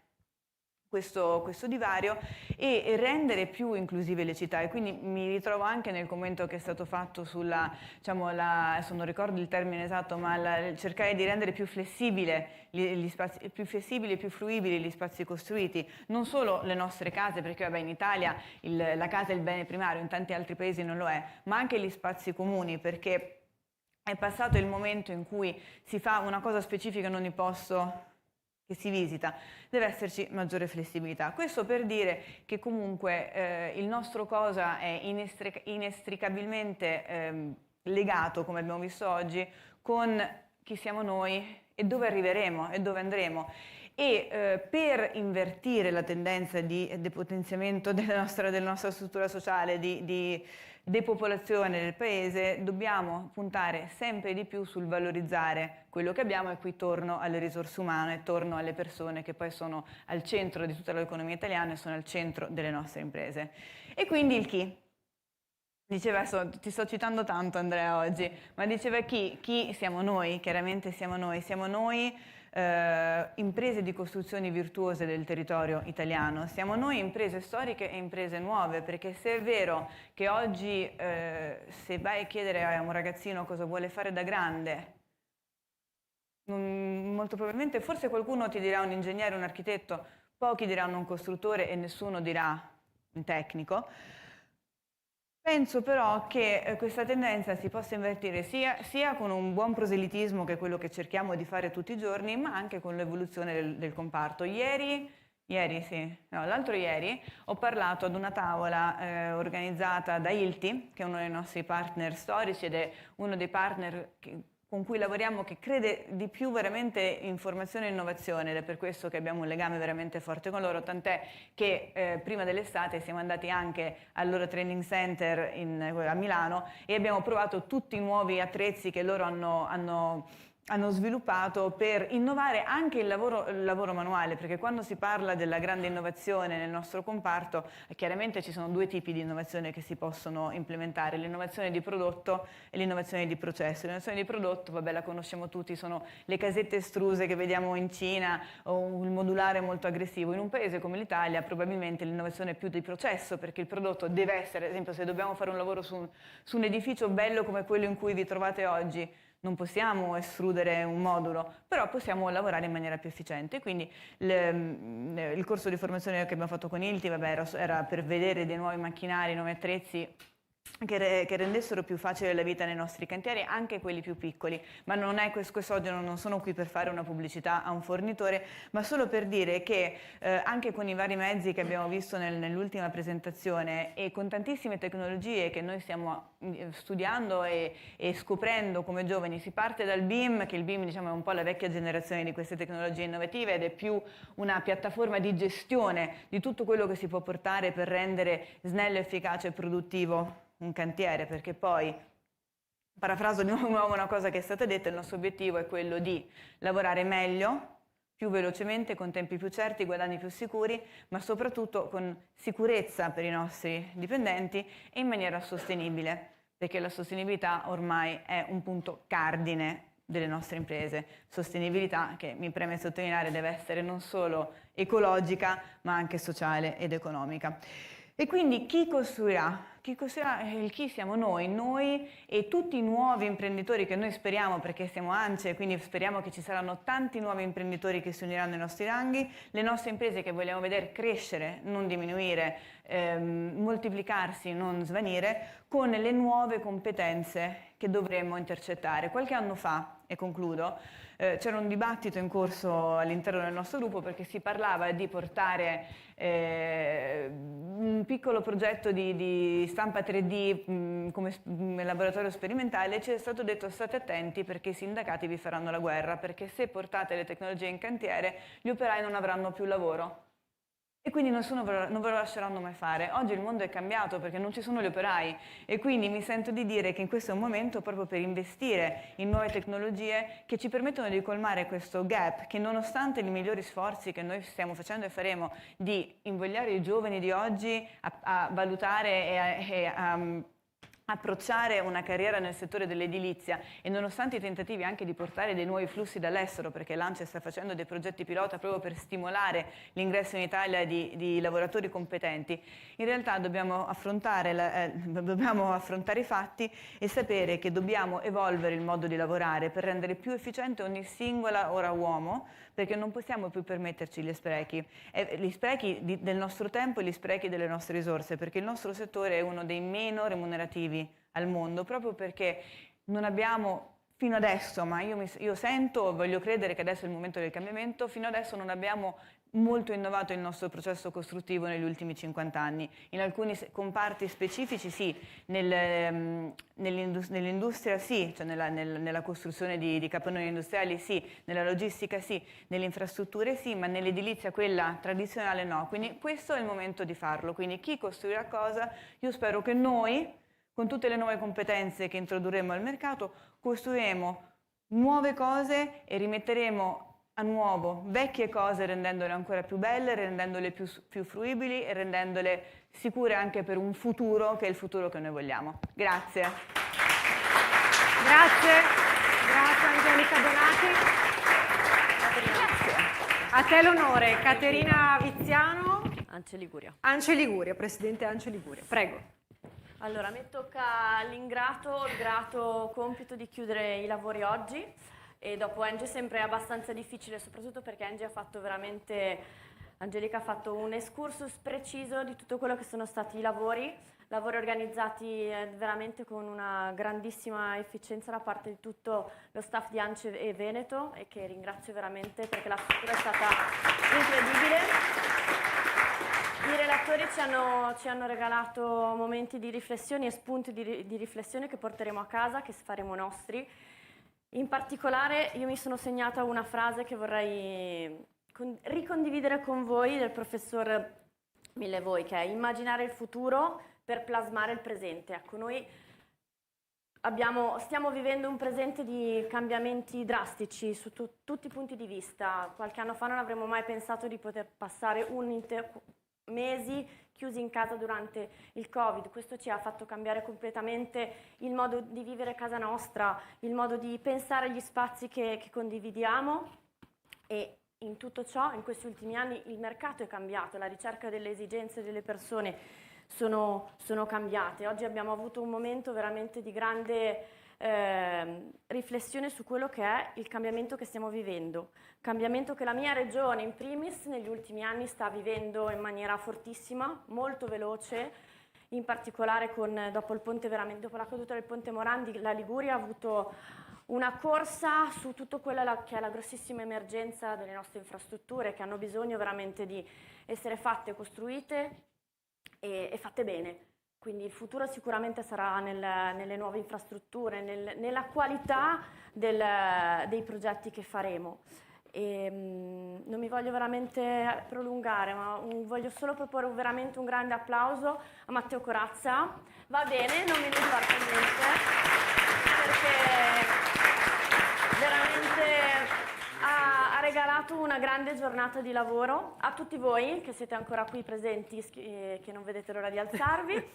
Grazie veramente, vi aspettiamo in Liguria l'anno prossimo per il 14° convegno della macroarea nord con grandi sorprese. Non so se riusciremo a essere sul tuo livello, ma vi aspettiamo in Liguria e grazie a tutti, buona serata.